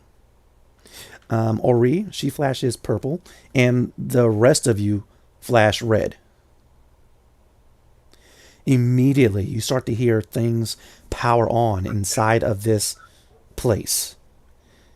Not exactly this corridor, but elsewhere in wherever this corridor is connected to. Things are turning on. Power is circulating. Things are shifting and moving. Princess, I think you better be telling this place we're together. Finally, lines of light begin to go on the corners of the triangular corridor, providing illumination so that everyone's able to see. And the walls, even though they curve to a point, and the ceiling, they too are silvery and somewhat reflective. Dull reflection, so it doesn't really bother you that much. Kind of like a cloudy funhouse mirror almost. Until finally, drops of silver begin to form at the very peak of the ceiling in this corridor. 3, 4, 5, 8 drops of silver begin to get a little bit bigger and bigger and bigger before falling to the ground. They quiver before finally forming perfect spheres of chrome. Lines begin to form. Legs extend. And I need everyone to roll initiative. Princess, perhaps now would be the time to try and talk these things down.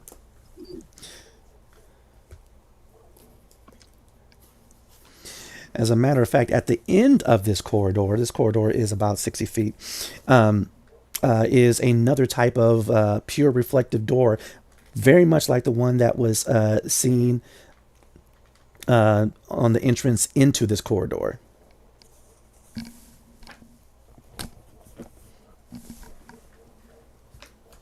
How the turns have tabled. Definitely. But once again, we're into the next encounter of the night. These, actually, one of these days, I am going to remember to shift things when I'm supposed to. Or perhaps I'll just hire someone. All right. But yes, these things have like 4 almost crab-like legs, along with these 2 arm units, and they have these like purple beams of electricity that's kind of crackling from their ends, along with a singular purple eye.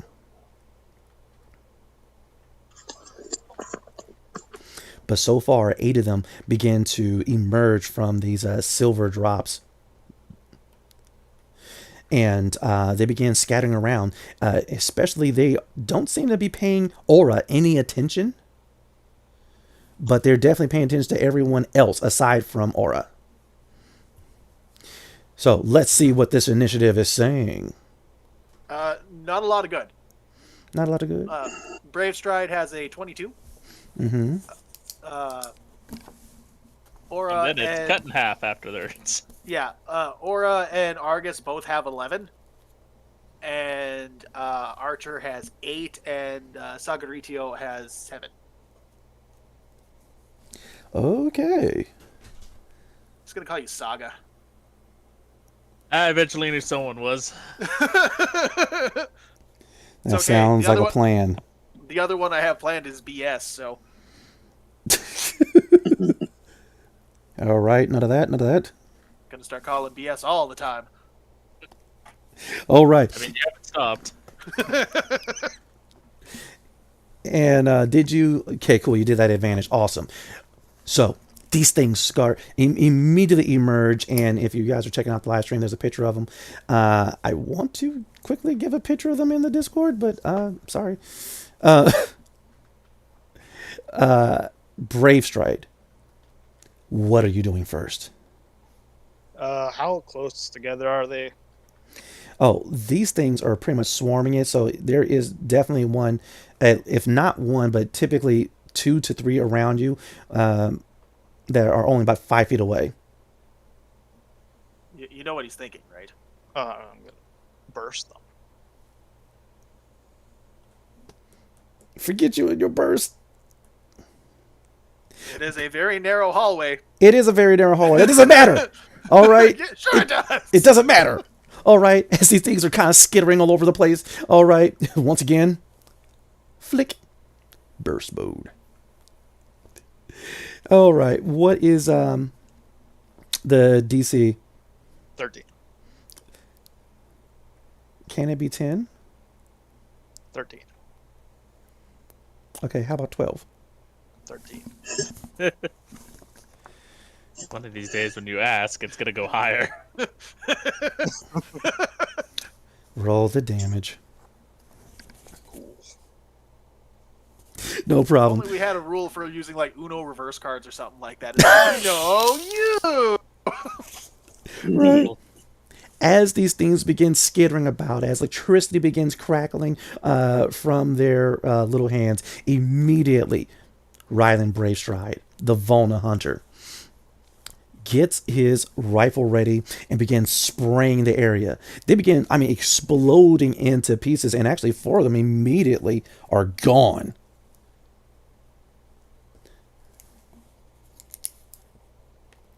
Dude, yeah, they just fall apart. As soon as the round hits them, they just practically explode into little chrome pieces.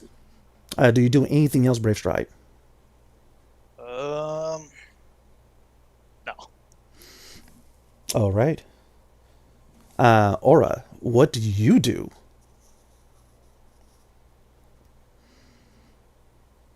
I'm going to try to reason with the remaining orbs by giving a command in Keshian. Just stop this at once. These are my companions. Right. And so you go ahead and you say that to them, and they kind of don't appear to be paying any attention to you or acknowledging your existence at the moment, though they're getting ready to start swarming around Ori. You kind of see that happening, and of course you can't help but to see your own reflection at the end of the corridor at its door. It is, of course, still perfectly mimicking you.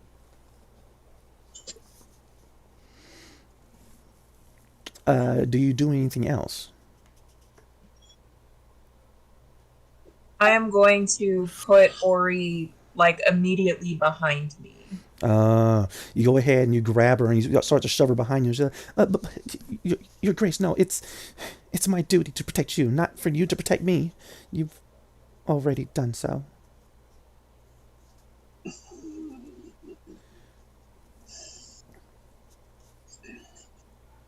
She's not fighting me, right? She's letting me stand in front of her. She kind of is, because she doesn't want to hurt you by forcing herself in front of you while you're moving her. So she's behind you, but she is like, Your Grace, it will be my honor to take the hit for you again. It is fine. It is okay. I'm not okay with it. Thank you for complying. Right. Argus, what are you doing? Well, I'm basically dropping the stone chick. Just kind of sliding her off my shoulder and backwards, and getting the sword and shield out. And if that was my action, and Nah. You get to attack. All right. So first I'll use my bonus action to go into the stance, just so that I don't forget in a moment or so. Mm-hmm. And I'm gonna start swinging at the little bastards. Right. You go ahead, slide, as you call it, the high check off. All right. Your shield goes ahead and unfolds onto your arm. You whip out the sword. The blade comes out and flips into existence. And you begin swinging. I don't have that boost no more. That's okay. Sorry.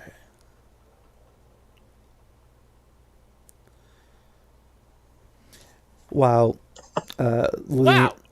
So, again, I got 7 on my sword swing. That will forever be your initial roll when you attack first. It's been so consistent. 3 combats now, the first roll is 7. Definitely. But at least I'm in my stance, so I have a chance of at least doing more outside of my turn. Right. I'm a better reactive fighter than an active fighter. These things happen sometimes. They really do. They shall call me Argus the Slow. Okay, so... Argus the Cautionary? I don't know. Something like that. Who knows? But you begin swinging your sword, swinging downwards, trying to shatter these things. And each one, they either hop over the blade or they back up, and the blade swings right in front of their singular purple glowing eye. But in doing so, two of them decide to try to pounce on you, and they're going to be utilizing their little zappers, as a matter of fact. They move into position so that they actually get advantage on this. And let's see Do if... I get an attack of opportunity? Seeing as how they were already on you, they didn't move into your space of attack. They were already there. Well, remember, if they move within my reach, I can spend my reaction to attack. I automatically get to do attacks of opportunity. This is true. This is true. You do get to attack at least one of them. So yeah, go ahead, roll that attack for one of them. And I will get ready to roll the attack for... never mind. Very well. These things happen. All right. They're small. They're kind of hard to hit. It's going to be all right. AC's 18. Your AC's 18? Really? Yes. I have heavy trooper arm for 16, and then I get a +2 for the shield. Okay. Sounds good. And these things have pack tactics. So, seeing as how they have these two of them, that they kind of have you flanked a bit, they try to jam their little electro chargers into you. One, you're able to get your shield up in time, and the electricity crackles through your shield, but not onto you, while the other one definitely strikes.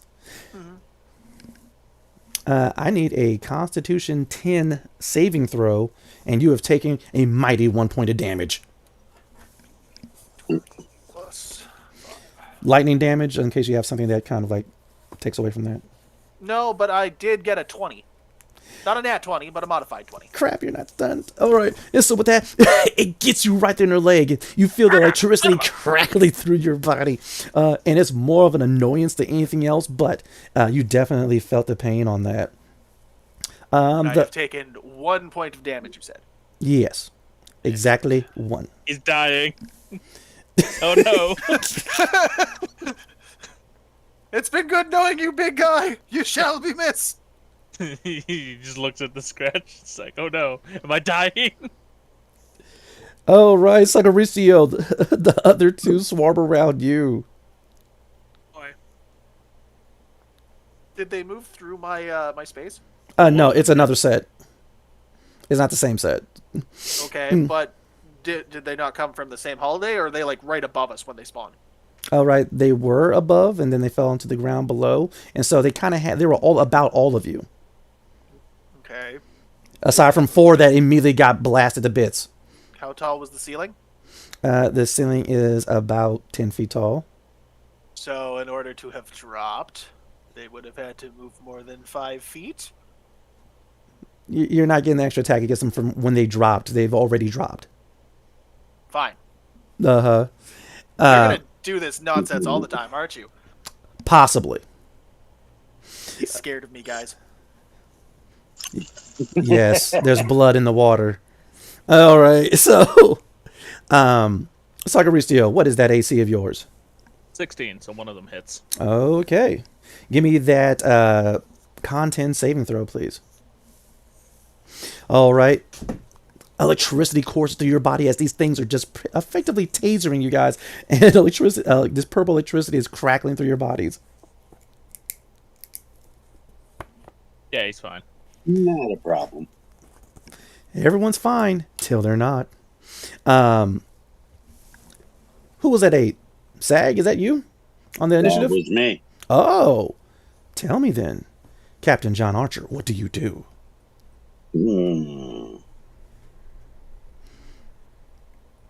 Oh, I almost forgot one more thing. 4 more drops are appearing, but they haven't dropped yet. Princess, you really need to do something soon. Captain John Archer, what are you doing? Moving myself closer to the princess, drawing my weapon and standing at ready. That is it. Okay. Sounds good. Who's next? That would be me. Sag, what do you do? Alright, so first, we are blowing a bonus action to add in Voltic Charge, which gives me 1d4 lightning damage to my attacks for the next minute of combat. Uh-oh. Next, I'm gonna blow my action. I'm not gonna attack this turn. To activate barrier. This is concentration, but for 10 minutes, I get +2 AC. Oh. I could do this for pretty much any creature of my choice if they're willing, but I'm giving it to myself, because, yes. Sounds good. Sounds good. You do anything else? I can't do anything else. Okay. Okay. And Well, I could potentially move, but that might give them attacks of opportunity, so... And so you go ahead, you kind of kick off the one that kind of tasered you in the leg. You take a moment, you focus, and blue energy begins to kind of pulsate from your body. Finally, no problem. Blue electricity begins coursing through you as you activate your voltic charge, as well as a temporary blue force field just kind of overlays your body before vanishing, and every now and again flickers when the little machine gets closer. Brave Stride, what do you do? So we got 4 drops coming in. Yes. And we have how many up right now? We have 4 still active on the ground and 4 drops forming on the ceiling. Okay. First. Okay. Now, to my knowledge, your burst is not selective, so if you're going to be doing that, you're going to be hitting your teammates. All right. I guess. well, I guess it's next to me now. You're one of them, John. I know. I know. And this is funny to me. He's just like, I guess it sucks to be you then. Hey, you know what? Argus is wearing that heavy armor. As am I. Yeah. I have the same AC as him. This might be a good move. I'll try something weird. Ooh, I like weird. I am going to kneel before Aurora and swear loyalty. All right. That will definitely count as a move. Okay.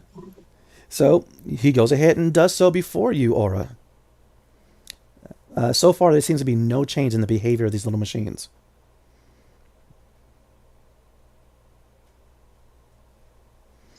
You still have your action and your bonus. That's what I'm doing. See no. what her response is and see if that changes something. All right, Aura. Do you do anything? This white Volna has kneeled before you, and he pledges his service to you. And now he has like that one eye open as he's looking at these machines to see what they're doing. And they're still trying to taser the bejesus out of Sagaristio and Argus, while more are getting ready to descend. And comment, I'm just gonna shout, I don't think they're listening to me. Do something, though. Ooh, this next wave is going to be interesting. Okay, so what you mentioned, I see my reflection again at the end of the hall. Yes. I'm gonna shout and comment, just don't die, and I'm gonna walk toward my reflection at the end of the hall. Because I got beef with that reflection lady. Right? She fucking said it was gonna be safe. Right? And so here's the trippy thing. You begin walking down the corridor towards your reflection, and it looks exactly like you till you get about 5 feet away from it, and when you get in front of it, it blurs. Then finally, when it comes back, it's a male Keshian noble wearing some garb that you've never seen before. That's it's white and golden. It still mimics your movement perfectly, but this is definitely not a reflection of you. What do you do, Aura? Call them off. I'm gonna say that in Keshian. Right. And with that, the male Keshian in the image of the door shakes his head no. Lol, no nerd. Why won't you let us through? He just points to you.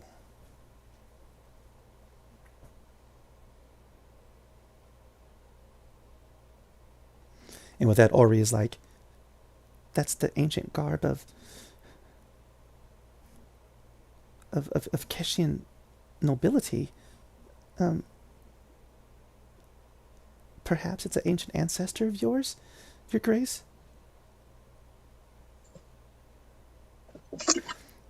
And as Ori is saying this, this ancient Keshian noble actually looks down at Ori, scowls, then it gestures, and 4 more drops begin to appear on the ceiling. Rude. Stand down. Do you do anything else, Ori, before we go to Argus? I'm back. Okay. We'll come back. I'm gonna draw out my pistol and I'm going to turn it to the reflection. Like, just gonna scream at the reflection in Kishi. I'm like, fine, you're gonna take her out.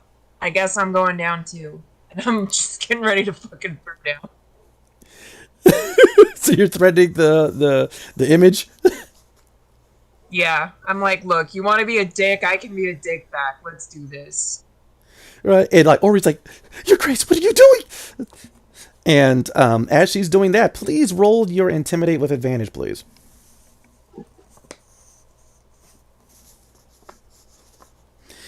But yeah, you go ahead and pull the pistol onto the reflection, threatening it to relinquish its attack. In the meantime, Argus, what are you doing? Well, Wait, really quick, how do I roll advantage again? space ADV after all the numbers. Mm-hmm. Well, she is, wow!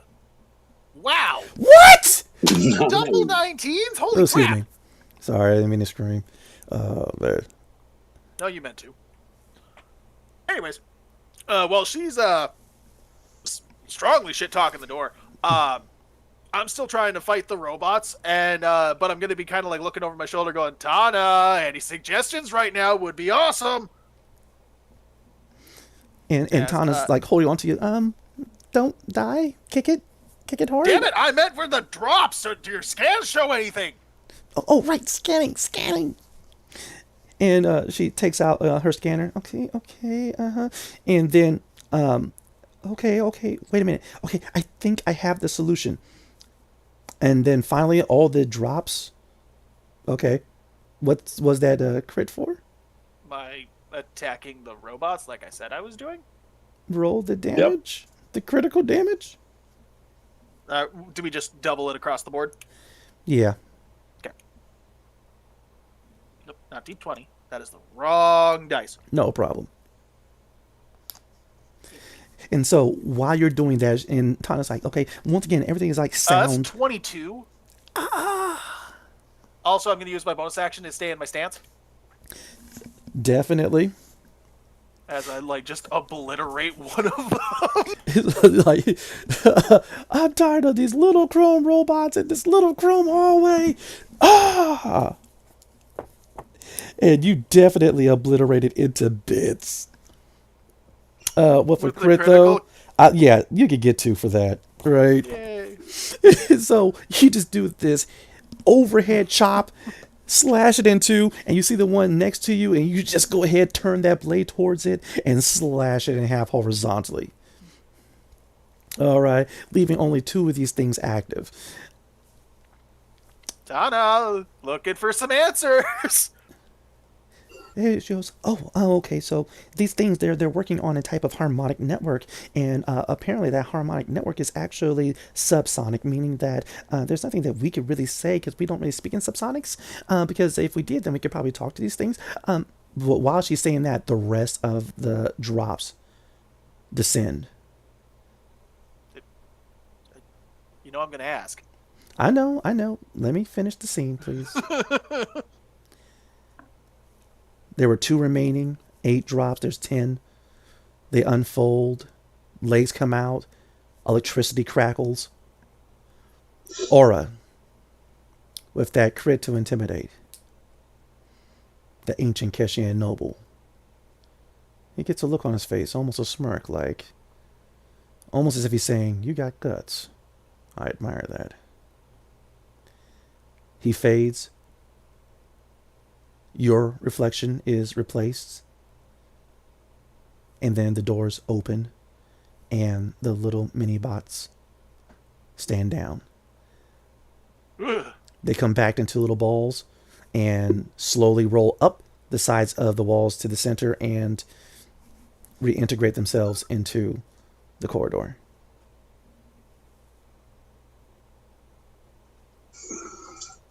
Point of curiosity. Mm-hmm. The chunks of the destroyed ones, do they do the same essentially? Yes, Or do yeah, they effectively much. liquidate kind of like the was it the T2000 or T1000? Yeah, yeah, the liquid metal Terminator. Yes. I was afraid of as much. No problem. But with that, the door to proceed is open. And it seems as if the corridor makes a hard right. Okay, I'm gonna pick up High Girl there, and I'm gonna start following the princess again. Wait a minute, where Stay do those close to little Sana. silver balls go? Those little silver ball things are cute. If you were watching, they crawled up the walls and went back into the ceiling. Hey, tall guy, can you like put me on your shoulders again so I can get one of those balls down? I want to keep one for like a pet. They're gone, and believe me, they bite. And with that, I'm gonna throw her over my shoulder and keep going. Right. You see this, Jackson? You need to be more like this, Jackson. Jackson, apparently you need to be 7 feet tall and very muscular. He's Lillian. All right, Yeah, I'm still growing. All right, there's like I could be that tall. All right, there's Just treatments. throw over my shoulder. You're burnt. Right. It's not about growing tall, bud. You gotta But you grow up wide realize that we're too. only keeping her for bait, right? Hey, look, Yeah, I'm okay, sure there's some not kind of everybody fate that's can happening be there. like a genetically perfect Promethean. Like some people, a tall Promethean guy with an axe. Don't know your name. I'm sorry you weren't born perfect. Well, at least I was born and not made Promethean. I More take like offense to evolved. Oh, I- oh, I do also take offense to this. why? You're just old, aren't Double you? tongue boy. Ah, yes, let's piss off the two biggest guys here. Yeah, that should go well. I'm not old, I'm 12. Man, Yeah, Jackson, he's 12. Why are you being such a speciesist? I'm not a species. Ugh! Just shut up, Lillian. You can't tell me to shut up because I'm on the big guy now. Only the big guy could tell you to shut up. And your dad. Because your dad's like right there. And your dad says shut up. My dad did not tell... Dad. Lillian, shut up, please. She has daddy Boy, issues. Don't All go that of way. you, settle down, please. Right. And so Jackson, of course, Small huffing and puffing. But you guys get into this larger chamber. It too is reminiscent of a pyramid, except instead of it being gold, it is, of course, silver or chromish.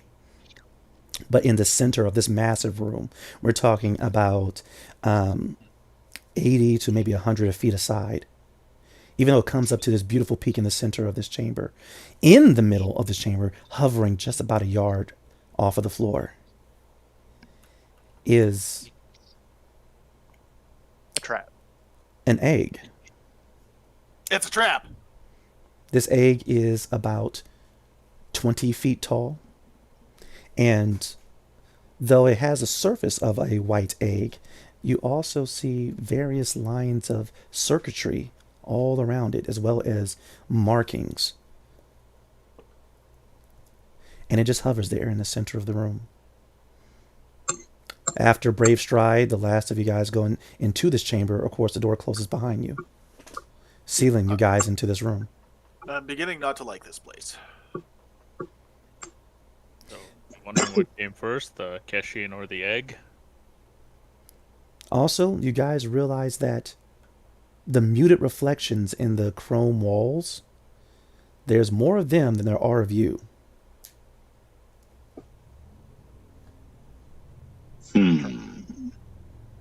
I don't like that.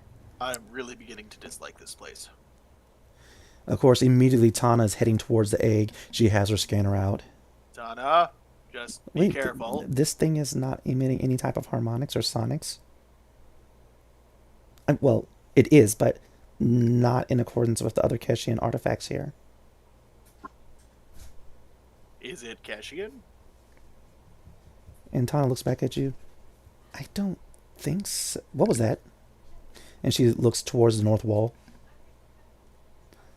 Dropping the high, girl. Literally. Well, not like straight on her noggin, but yeah, she's definitely coming off my shoulders as I bring up the sword and shield again. Right. Going down the line, ladies first, Aura, what are you doing?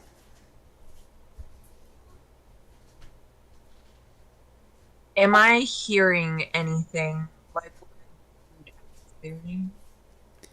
As a matter of fact, you are. In your mind, you are hearing dozens upon dozens of hushed whispers.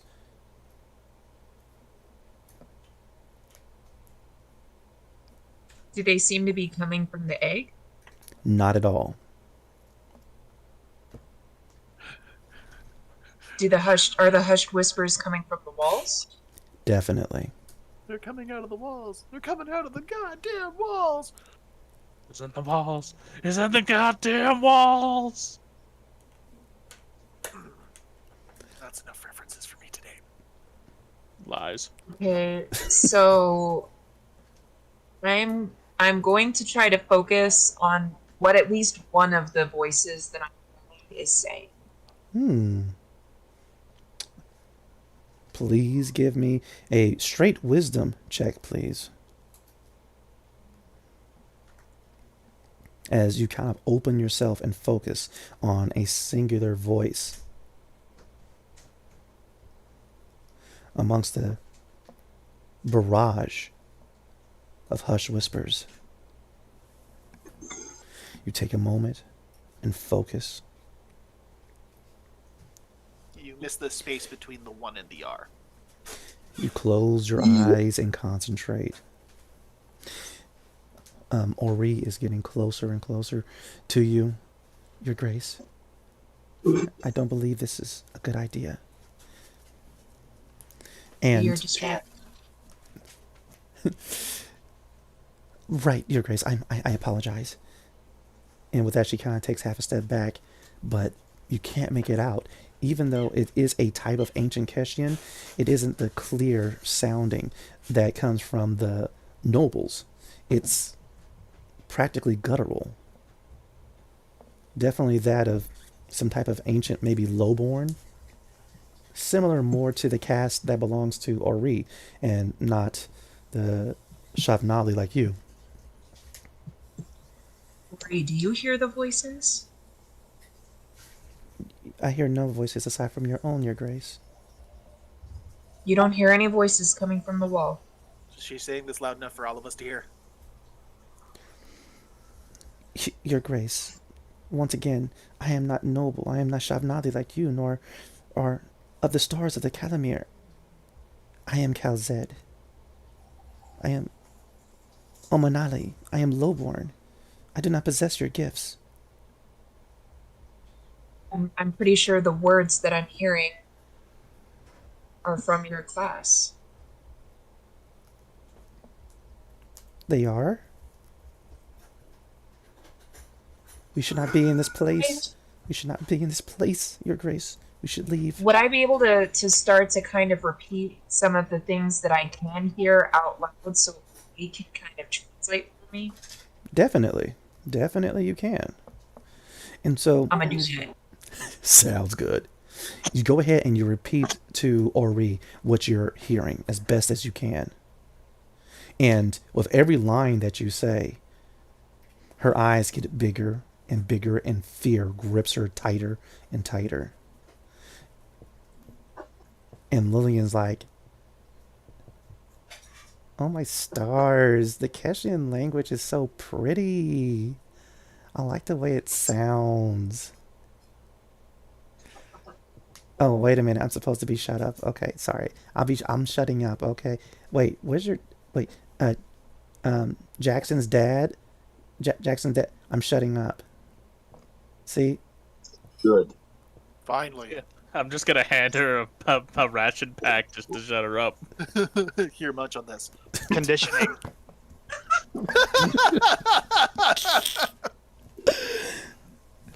Yeah, we're gonna get all Pavlovian in here. We'll start ringing a bell and handing her snacks.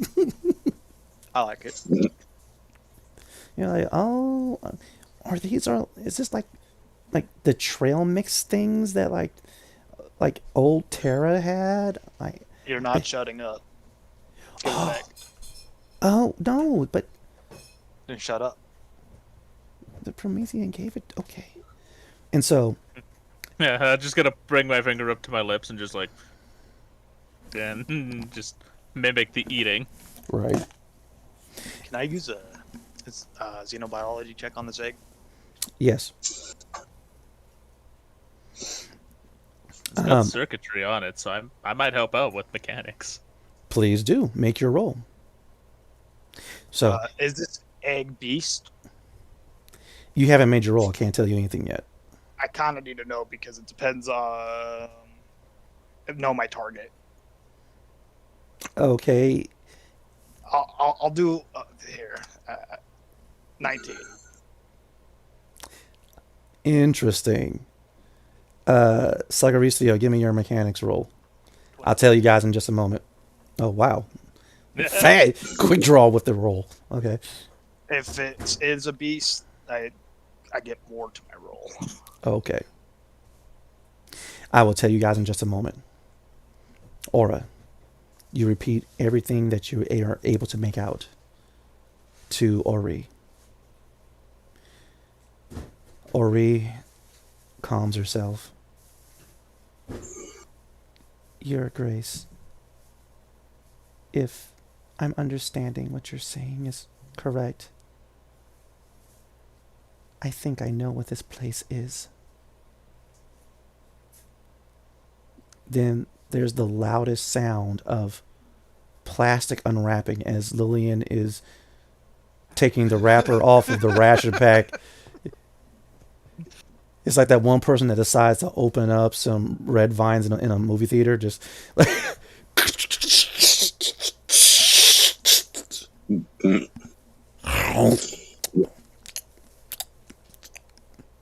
Why did I just get an image of that damn penguin munching on cheese puffs? Oh, from Madagascar. Uh-huh. Because that's pretty much exactly what's happening. Yep. And with that, Ori, she turns back towards you. Aura, Your Grace, this is not a crypt. This is a prison.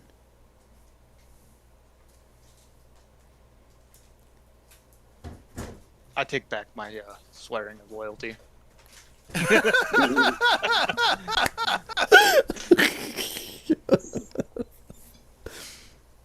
As soon as Ori says this, the reflections become clearer.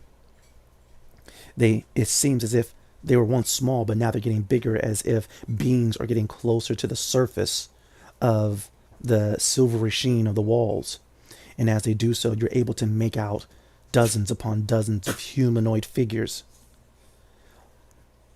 Upset, angry, slamming their fists against it, the entire room begins to quake.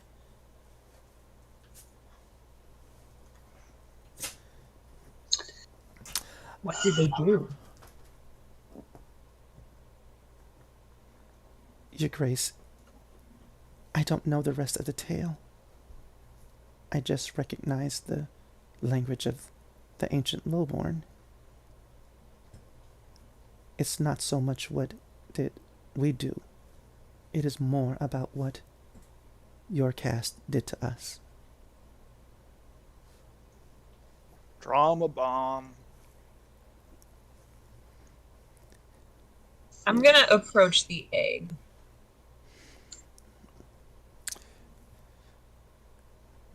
With that, you take a few graceful steps towards the egg as it just hovers in the center of the room, slowly spinning.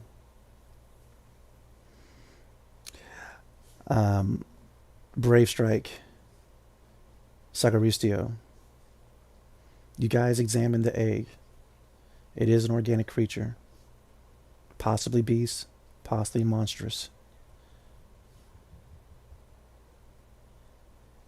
It has been infused with technology that, Sagaristio, you don't clearly recognize, but you realize that the chrysalis technology of the Prometheans possibly could have a connection to it. Some type of genetic or life force alteration is happening within this egg.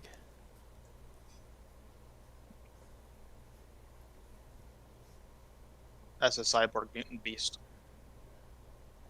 It's all of the above. Finally, all of the reflections, they begin to settle. On the north wall, they begin to part, and a larger, blurry reflection approaches the wall. It places its hand on it, and it moves it about as if it's trying to get everyone's attention. I'm gonna approach it. As you do, you realize that it's at least twice your size. But either way, it begins to trace on the wall Keshian symbols.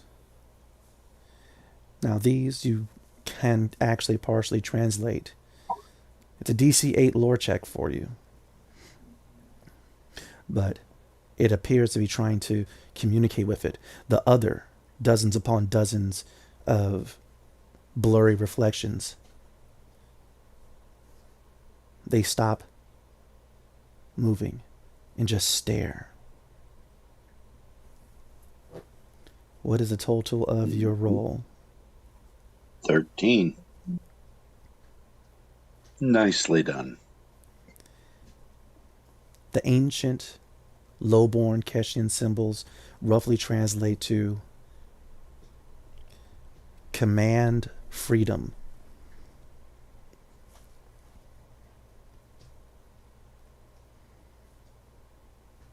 What do you do, Aura? I'm going to just try to ask, can you hear me? Nod yes or no. The reflection nods. Why were you put in here? It begins to trace out the ancient Keshian symbol for injustice.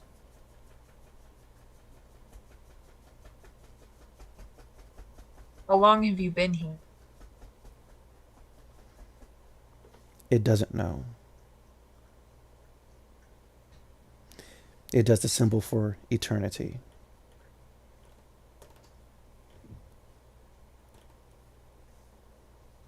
Where do you belong? The symbol for freedom he draws. He draws the symbol for outside.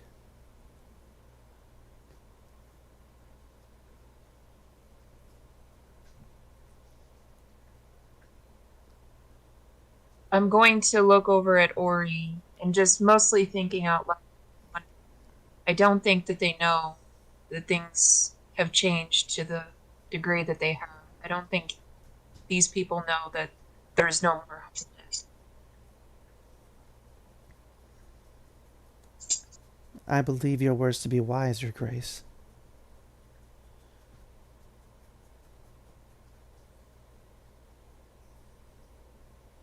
I'm going to turn back to the reflection and ask, if we release you, do you promise not to harm any of us or each other? The image nods Then it looks towards the other reflections, and they begin nodding as well. They begin cheering from their body language. Of course, no one's able to hear anything that they have to say, but they look like they're happy, already celebrating that they're going to be free.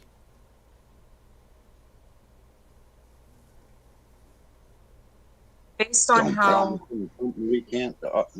Don't promise them something we can't deliver, Princess. Let's make sure we can open this door before you promise to open it. who keeps you here? Say that again, Aura. Aura's gonna ask the reflection, who keeps you here? The reflectionist points to you.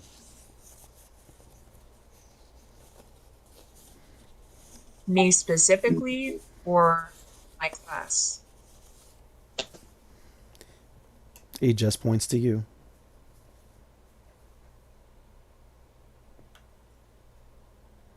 Does the egg control this place? It shakes his head no. Is the egg keeping you all alive? With that, you see a bit of unsteadiness in the reflection. Almost as if this reflection doesn't know. But then it replies no.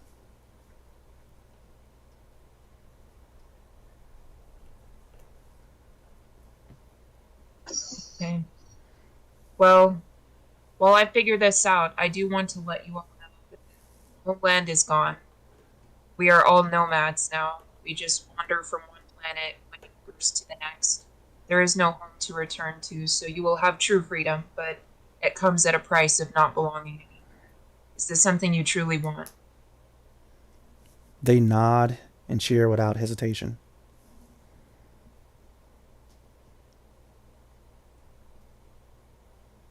Right.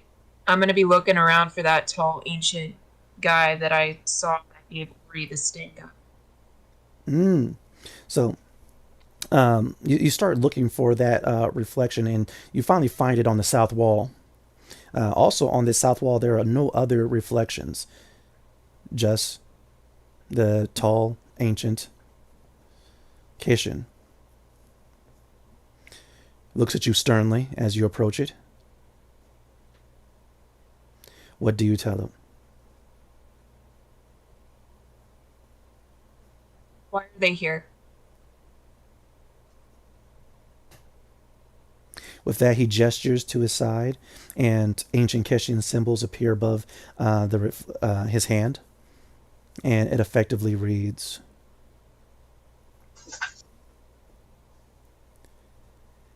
"They are evil, defiled, corrupted." Based on actions or based on birth? Both. What actions have they taken? And with that, a laundry list of atrocities. Chief among them, pillaging, cannibalism,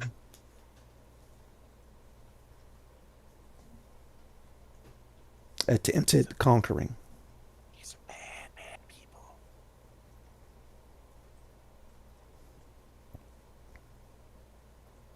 Was this all proven, or were these allegations? Both.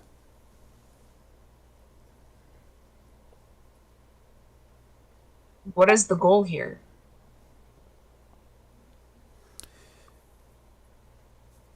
He gestures, and it is death without dying.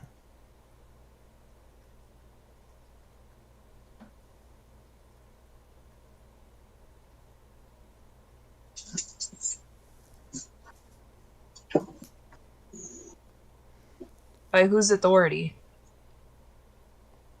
With that, the image shifts to, you've actually seen this before. It's one of the ancient Keshian kings. Not the first, but definitely ancient.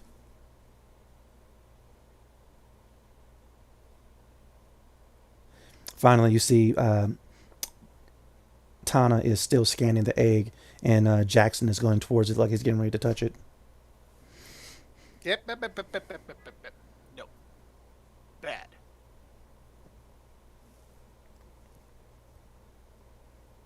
Bad.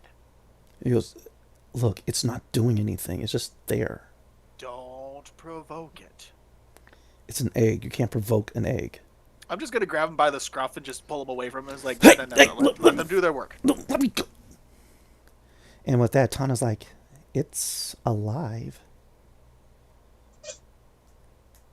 And you wanted to touch it. I don't think physical contact would do anything, but Miss Donna, don't encourage him. these readings that I'm getting, its potential for growth is incredible. I think that once mature, it would be the size of maybe a heavy freighter. Well then, let's not wake it up. That's a real big boy then. Yeah, But look at this. I'm registering neural pathways. All right. We're talking about hormonal glands. Okay. Synapse is firing. Whatever is in there, it's alive and it thinks. can you tell what it's thinking about? Food. Something like that would have to feast on a genocidal amount. Agreed. Given its need for growth and expansion, the rate of at which it regenerates, it would need to consume a lot of biological matter in order to sustain itself. And you know what's a good way to get a lot of food for it? Prisoners. I mean, this is an incredible... Is this what you were looking for, brother? Tanakana says to herself as she continues to take even more scans. Whatever Ramdal was looking for, I really hope he had a good reason for it. Well, this is also using a similar form of chrysalis that we Prometheans utilize, so whatever it was, it's being enhanced by this. Oh my stars! Look, this like mirror's broken, and Lillian is like right in front of one of the walls, like trying to get her reflection. I'm gonna go over and grab her. All right, she goes, look, this thing is telling. She goes ahead, she puts her finger to it, and immediately the silver just slides down her finger. A tendril of it goes around her arm, and immediately to her neck. Get it off, get it off, get it off, get it off. Oh my stars, oh my stars, oh my stars, oh my stars. I'm gonna see if I can pull her away from it. And so I do need a DC 15 strength check from you. All right, as you go ahead, you grab her by the arm. She's like, oh my god, wait a minute, I feel it. It's pulling me into the wall. It's pulling me into the wall. All right, Jackson! What did... Told you not to touch anything. He told you not to touch it, Lillian. Does anyone else do anything, as it seems as if some force is pulling Lillian into the wall? Quickly go I'm over. gonna use my inspiration. Because no, I don't want to go in there with her. Oh, stop reading my notes. As soon as I saw that one... Thank God, 23. Dang-nabbit. I was gonna go in there and help because it looked like he didn't get his footing until he got his footing real good. Yeah. And You go ahead and you kind of rip her away from the wall. That almost seemed as if gravity itself was pulling her towards it. That silver tendril that formed around her neck immediately slides off of her body and back to the wall.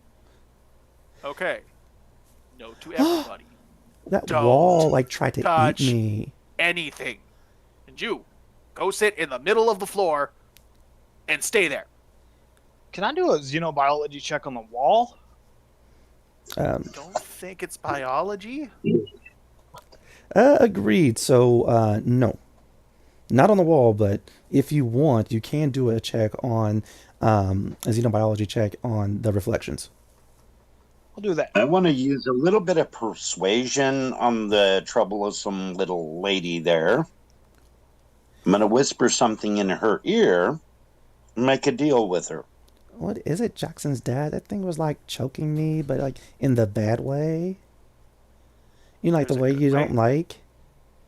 As I said, whispering in her ear so no one helps, or no one else hears. Yeah, that's if she's quiet about it. If you will stay right where you are, sit down, and not move a muscle until we tell you to, I'll tell you all of Jackson's little secrets.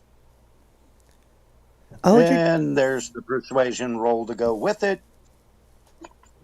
and so she gets really happy, and then she quiets down because she realizes she can't move. She goes, okay, Jackson's dad. I won't move him. Well, how do you not move a muscle? Because the heart's a muscle, and if the heart doesn't You know move, what I mean, little girl. wait, you think I'm little?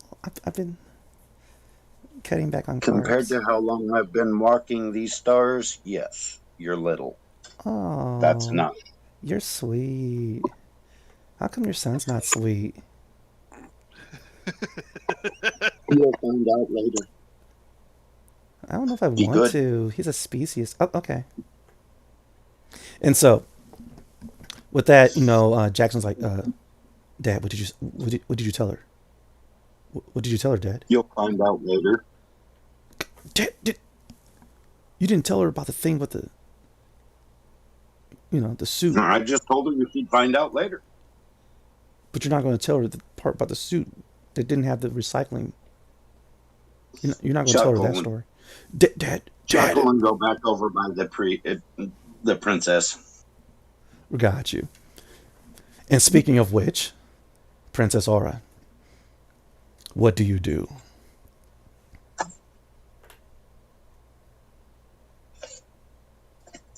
I am going to go back to the south wall to talk to Grouchy Reflection Man, Mm-hmm. and I'm going to ask him, was your intention to grow this thing in the egg and feed it the prisoners? Yes. Does he know What what it is is? I'm sorry. What was that, Aura? I said, what is it? With that, he goes ahead and gestures, and it displays a type of hologram of effectively a biological spaceship.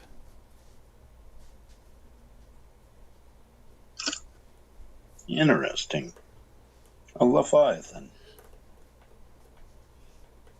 What? Space travel. A Leviathan.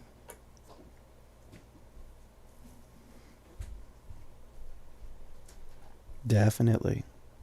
Gonna kind of take a look at this and see what I can discern from it. All right. You go ahead and you look it over, and yeah, this thing. Surprise! No. I'm going to the one place not corrupted by capitalism. Surprise! But yes, granted, it will be mostly ship, but it would possess a intelligence, a natural intelligence. It wouldn't be so much like a whale that you guys will walk into the mouth of and sit. It'll be more like a ship that just happens to be naturally or biologically intelligent. Like in a certain show from, what was it, the 2000s? Quiet you. Looks like this ship would be almost Like I entirely said, a self-sufficient. Leviathan.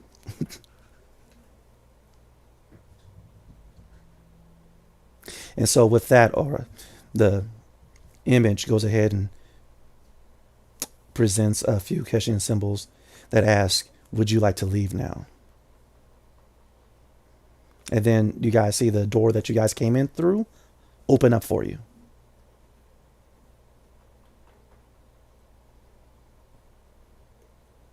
when was the egg set to hatch? The symbols say the egg is ready now.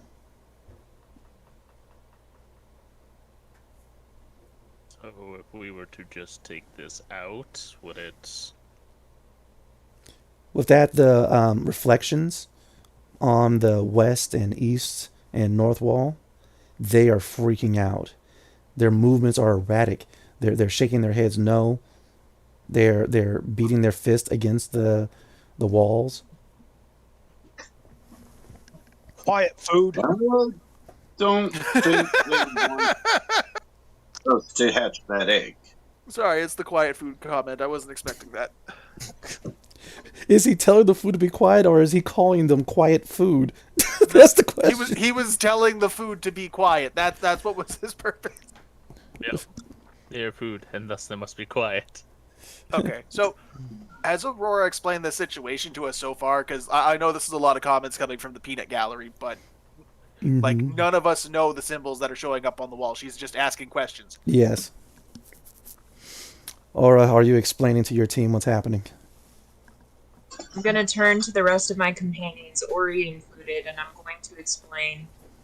So these people in the reflections, prisoners, they reportedly have done heinous crimes. I don't necessarily know how much of it was proven and how much of it was just convenient.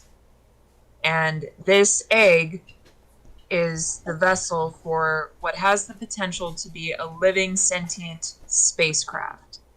And they planned on, as soon as the egg hatched, feeding the prisoners to said spaceship for sustenance.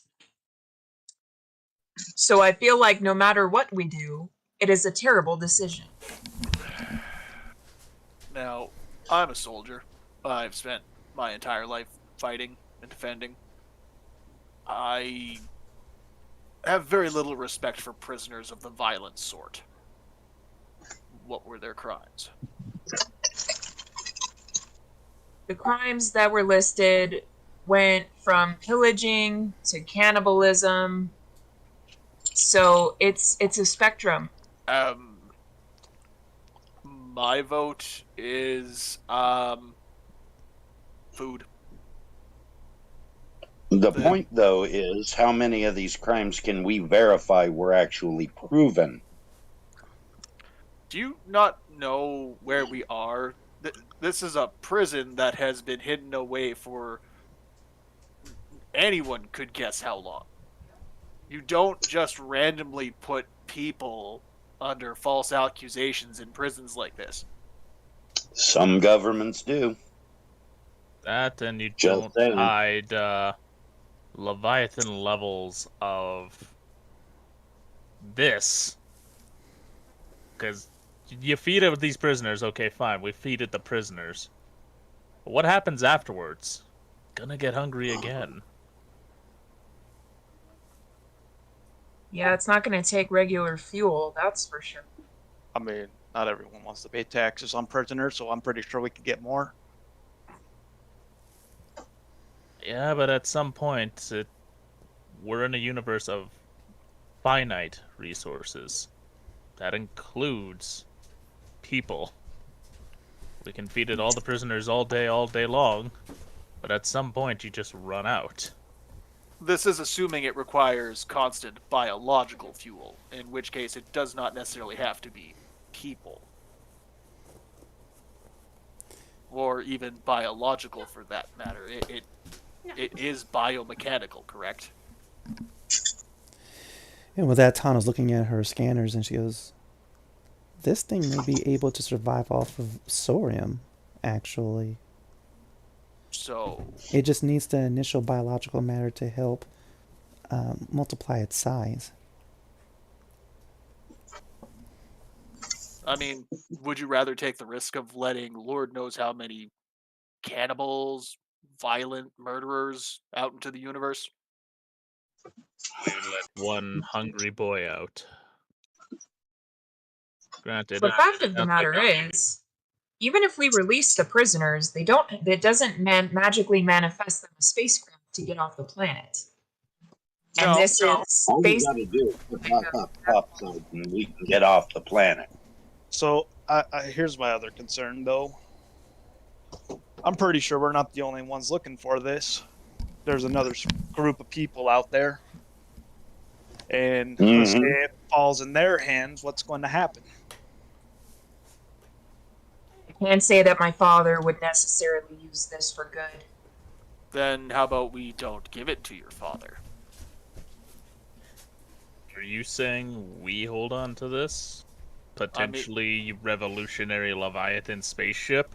Yeah, let's do it. I mean, we're already shipwrecked. Right. I mean, this We're thing already here. stranded here. There's another squad coming for it. Saying let's maybe destroy it, but Well, no, we can always feed it weird shit. And again, that's assuming it requires actual biological fuel. As Tana had says, Sorium is a possible fuel source for it as well. Yeah, we could always go check out one of those, what are those, crucibles. Yep. Those are usually teeming with Sorium. So. And from what I've seen of the people here, you have better moral judgment than most people I've run into. So I trust this group of people with something like this far more than strangers. We already fought together. And these guys are prisoner of food, so. I have spoken my piece. All the reflections, they're shaking, and some are going for the Keshian body language for begging. I'm gonna go knock on one of the reflections. Hey, you a prisoner? Hey, don't do that! Did you knock on it? Okay, I need a dexterity saving throw. God damn it, no! I told you no! Don't touch anything! The DC is 15. Yeah, you go over there, boom, boom, boom, and immediately a sliver of silver comes off of the wall, and it's attempting to get onto your hand. And therein is exactly why I say we cannot guarantee that everybody in there is truly a convict. This place doesn't seem to care who it catches. Okay, and with an 18, you are able to pull your hand away just in time, and the sliver of silver retracts back into the wall.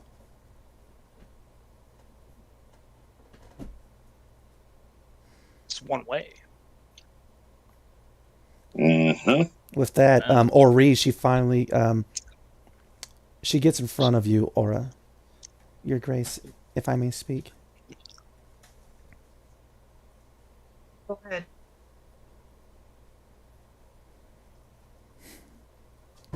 I am not knowledgeable of the details, but there was a cast of Kesh that were purple in skin.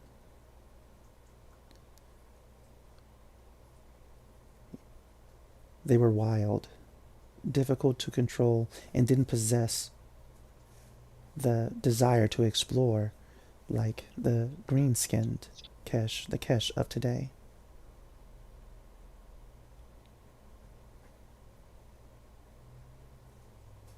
And they did not wish to be ruled. There was conflict, and a decision must have been made.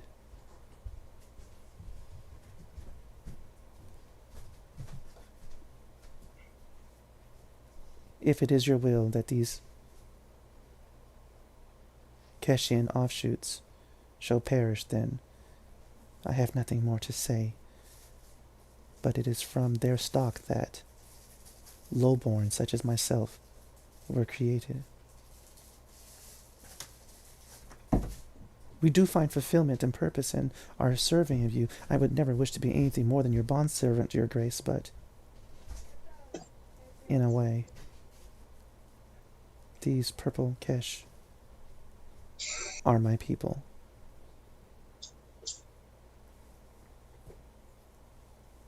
That is all.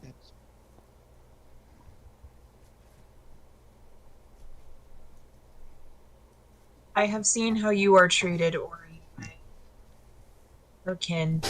It's not fair, and I fear that perhaps these prisoners have faced the same treatment.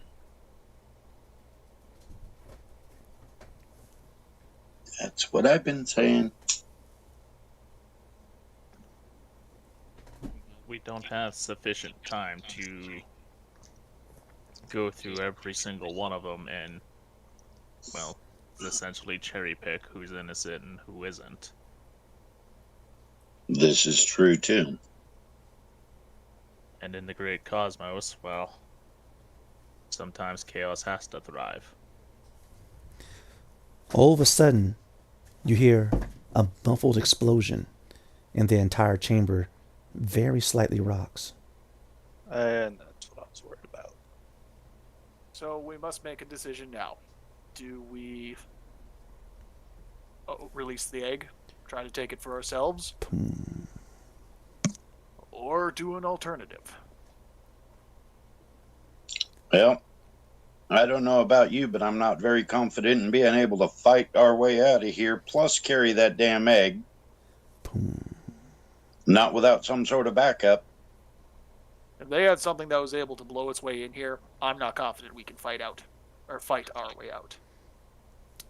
That's what I'm saying. The ancient And they- Keshian noble, he gestures to his other side and shows the silver doors that lead out, but they're flashing red. There's ancient Keshian symbols underneath the flashing red triangular door, and Aura, you know that it reads breach imminent.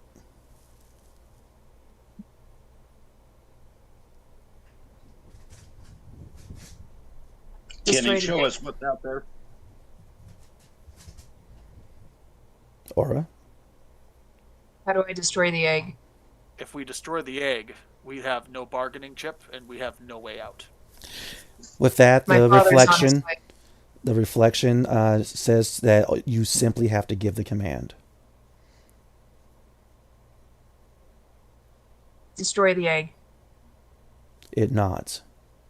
Immediately, a space opens up in the very center and peak of this chamber. The entire room begins to shake, and the egg begins to slowly rise towards these silver holders that are slowly sliding out of the walls. They get a hold of the egg, and the circuitry along the egg begins to glow brightly and brightly until finally this blue beam emanates from the very center of the room through the egg and even through the surface of the planetoid itself. There's a flash of light. The egg is no more. Release the prisoners. They can fight for their freedom while we flee. With that, the reflection nods and then fades away. Immediately, even though the surfaces are cold and silvery and metallic, they begin to fracture like glass until finally they break. And, Go. and dozens upon dozens of purple-skinned Kesh emerge, wearing nothing but loincloth and simple archaic clothing. As they fall out onto the floor, they're touching their bodies and touching one another.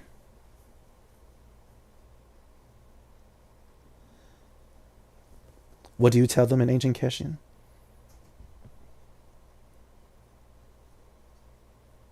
You made a promise. Uphold it. We are not alone. We're going. And with that, the tallest one. Now, granted, his height does not equal that of Argus, but it's not that far away. He's almost as tall as Sagaristio. He stands up tall and proud. He looks at you, Aura. He nods.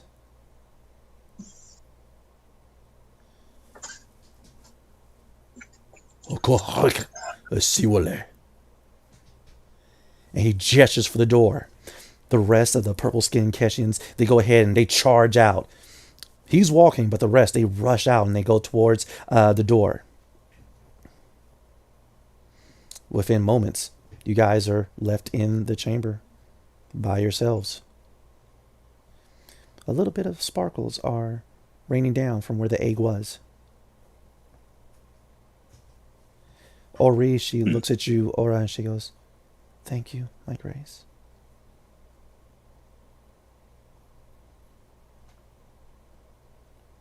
I have to involve my father in their supervision. You hear another explosion, louder than before, followed by a lot of gunfire. Let's get the fuck out of here first. I'd It- like to point out that was the way out. And that's where the Not sound is coming from. necessarily. Get us back outside the shield, and I can get us off the planet. We still have to get through all of the purple cache and whatever is on the other side of them. There was only one way in and out. Yep. Well, I'm not so worried about the purple cache. Well, how is the I'm ship? worried about whatever else is out there. Hey, Princess, could you see if there was like a hangar door or something for that ship to get out? Is the warden guy still on the wall? As you look for him, he does reappear. Can you open the hatch? He nods. And with that, he gestures, and daylight, comes peering in, exactly in the spot where that initial blue laser came from that destroyed the egg, as this seemingly pyramid room begins to open and unfold, letting the light and the smells of the purple forest within to this chamber.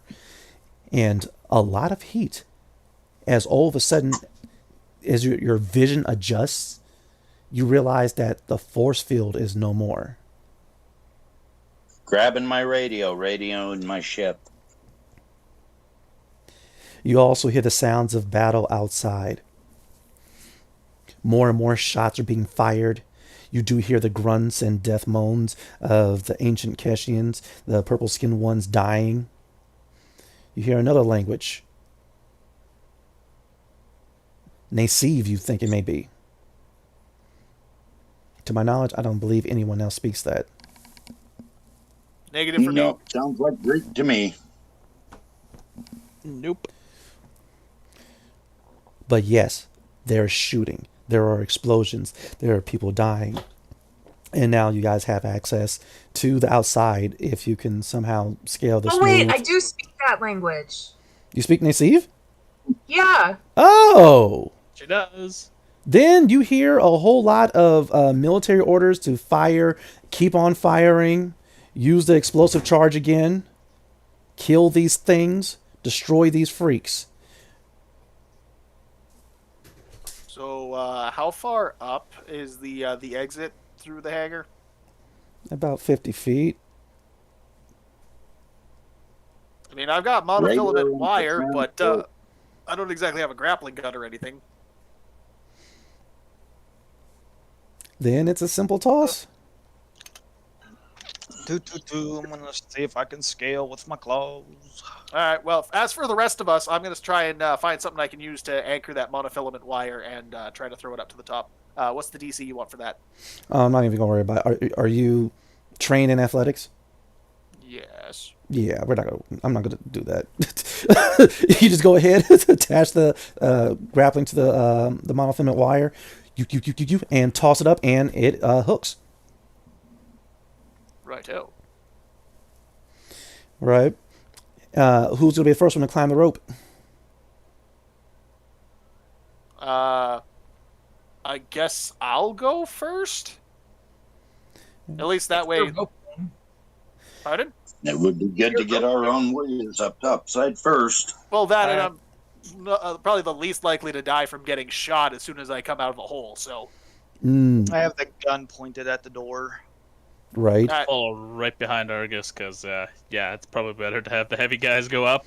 yeah. Right. And then And worst take case point. scenario, someone gives cover fire while we start just pulling the goddamn rope. So, Yep. And Sure. so, Argus, as soon as you run over to the rope/wire, immediately Lillian is like, "So big guy, can I ride you again? Cause I don't climb the rope well."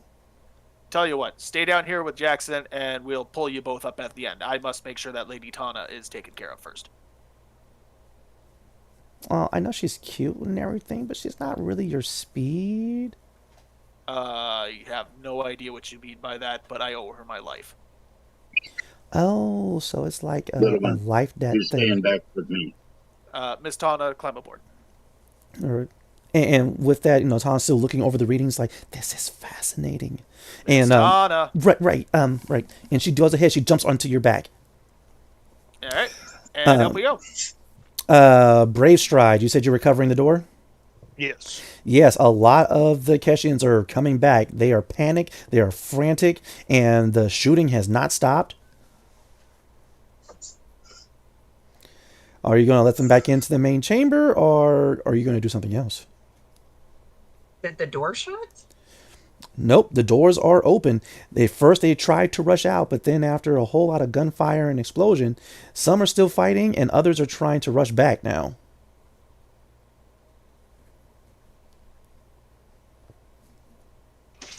Argus, you managed to get to the top, and as you're looking over the edge, you see the red-skinned aliens called the Lorendi. Oh, fuck me. There's about a squad of 10, and they have a firing line as they're just mowing down the purple-skinned Keshians as they're trying to retreat back into the triangular passageway. But they're not looking our direction at all, correct? No. Okay. So I'm going to get me and Tana out of the hole, and I'm going to tell her to stay low and quietly go for the tree line. Right. And I'm going to try and help Saga out of the hole. Got you. Everybody's leaving this area? I believe that's the intention. Oh. Yeah, I'm gonna be climbing up the rope as soon as it's my turn. I'm Definitely. gonna throw someone who's going up another rope. I have a rope on me Mhm. so we can start getting more people up faster. Most definitely. As do I. Same. As do I, but I'll let you guys use up your ropes. Shit, why don't you... Well, you can reuse the ropes. They're not single use. If I'm recalling this, That's right. if I'm understanding this, excuse me, correctly, you guys are trying to get out without being seen by these Lorendi military, right? Pretty much. Yes. Yeah. I need a group stealth roll. Oh boy. Okay. Stealth is a natural. Yep, a natural ability for me. I at least have one bonus in it. So it's not my worst skill. Don't Just worry. don't ask Everything me to will be be all right. diplomatic on anything.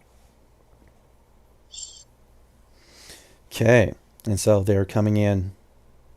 We have Princess God, Aura's every- stealth 16. We have Argus's stealth 15. We have Captain Jonathan Archer's stealth 8. And we have Sagaristio's stealth 8. And a 22 from Just Brave enough. Stride. Just enough. You, Brave Strike, you're the last one over, and as soon as you are out of their line of sight, just the split second it happens, that's when the Lorendi captain looks up. I was grabbing the ropes on the way up, by the way. Right? Yeah, just going like wrapping them up as we're going, like fuck. As you guys are rushing for the tree line, Aura, you do hear in the language of Nasiv, the rest of you may survive as my subjects. You worship me, Not like or me. you die. Aura, there was a singular, ancient Keshian voice who defied. And all of you guys heard the loud, almost deafening crack of thunder behind you.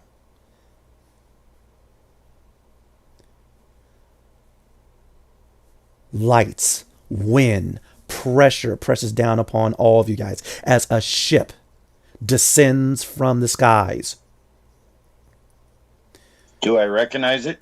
Instinctively, you guys all look up, and Archer, from the smell of it, You know that is the astral horizon. That's my angel. You All say aboard that the out Stone loud Horn. as this ship Get out is of here. slowly descending down.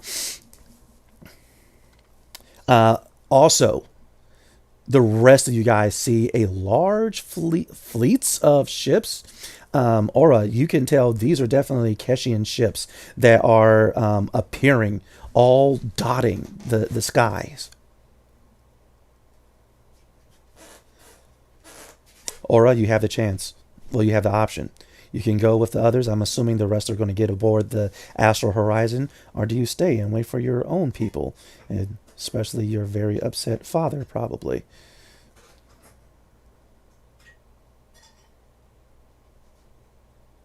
Look, those Keshians are adults. I freed them. Their life is in their hands at this point. I don't want to talk to my dad. And so you get aboard the Astral Horizon. It doesn't completely touch down. It just lowers itself to the point where it can open up its ramp to allow you guys on board. Jonathan Archer, you see your Yes. you see your wife Jane, and she is there. She is like, "What happened? All right, your signal just disappeared. Get aboard this ship right now." I see you have a lot of people. I'll explain later, and I'm headed for the bridge. Yeah, Alright. I'm like throwing all the small women onto the bridge as they're getting closer. So You guys quickly get aboard the Astral Horizon. The ramp closes up. Where's the gunner's seat? Jonathan Archer, you go ahead, you rush over to the bridge, and you pilot this thing out of there. Yep. All right. As soon as you break atmosphere through the thin force field that was preserving this side of the planetoid, you do see that there are dozens of Keshian vessels. They don't seem to be paying too much attention to you. You've had dealings with the Kesh before, and you've transported things for them. But they seem to be completely focused on this planetoid, and you see a couple of their starfighters being launched and going towards it. Well, Captain's prerogative. I'm setting course and getting the flock away from here. Right. It's a great idea, Captain. You begin setting coordinates. Go ahead and give me an astrophysics check. Don't worry, this is kind of routine. But as you're doing so, you're being hailed by a Keshian royal ship. you should totally shut off that tracker. Oh yeah. That. Where the hell did that astrophysics go? No. Morty, turn it off, turn it off, turn it off. And with that, she's sitting here. She's like opening her ribs, and she's taking out. Yes, Your Grace. And she's like turning it off. You're still being hailed by the Keshian royal vessel, and it is turning to face the astral horizon.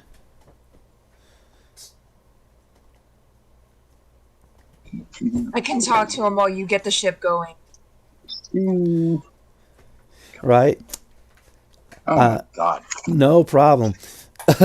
Finally, Jane, she hits the button, and you do see another noble Keshian. Astral Horizon. Our sensors have detected that a member of the royal family is aboard. Do you confirm? Yeah, it's me. Your Grace. It is a pleasure to see that you are unharmed. We will be sending a shuttle to pick you up shortly. Your I'm going to be father, hanging out with these guys for a while. Princess. Your father has given very clear instructions that you are to be brought aboard immediately. My father might want to prioritize the fact that those purple-skinned Kesh were freed by me and are under my protection. However, there are allegations that some of them are, in fact, criminals. So they need to be put on supervision, but also kept safe from the people trying to enslave them right now. Your Grace, did you say purple-skinned Kesh? Yes. Jesus Christ. She hates me tonight. And then with that, the ship, for some reason, traveling sideways and diagonally, jets in that weird and awkward direction. Princess, you're breaking, princess. The line's cut, and you guys, strangely enough, with that horrible astrophysics roll, go plummeting into the nearby Keshian rift, a tear in the fabric of space and time to end up somewhere along its path. But with that, we're going to call it a night. Fun. Man. I wanted Damn our it. own ship. Oh, man. Technically, one of us already has our own ship. Yep. Technically, kinda. It's Right. my home. Okay. But So, 2 ships is better than 1. this is true. Double the amount of captains and crew. All right. Give me just a sec, everyone.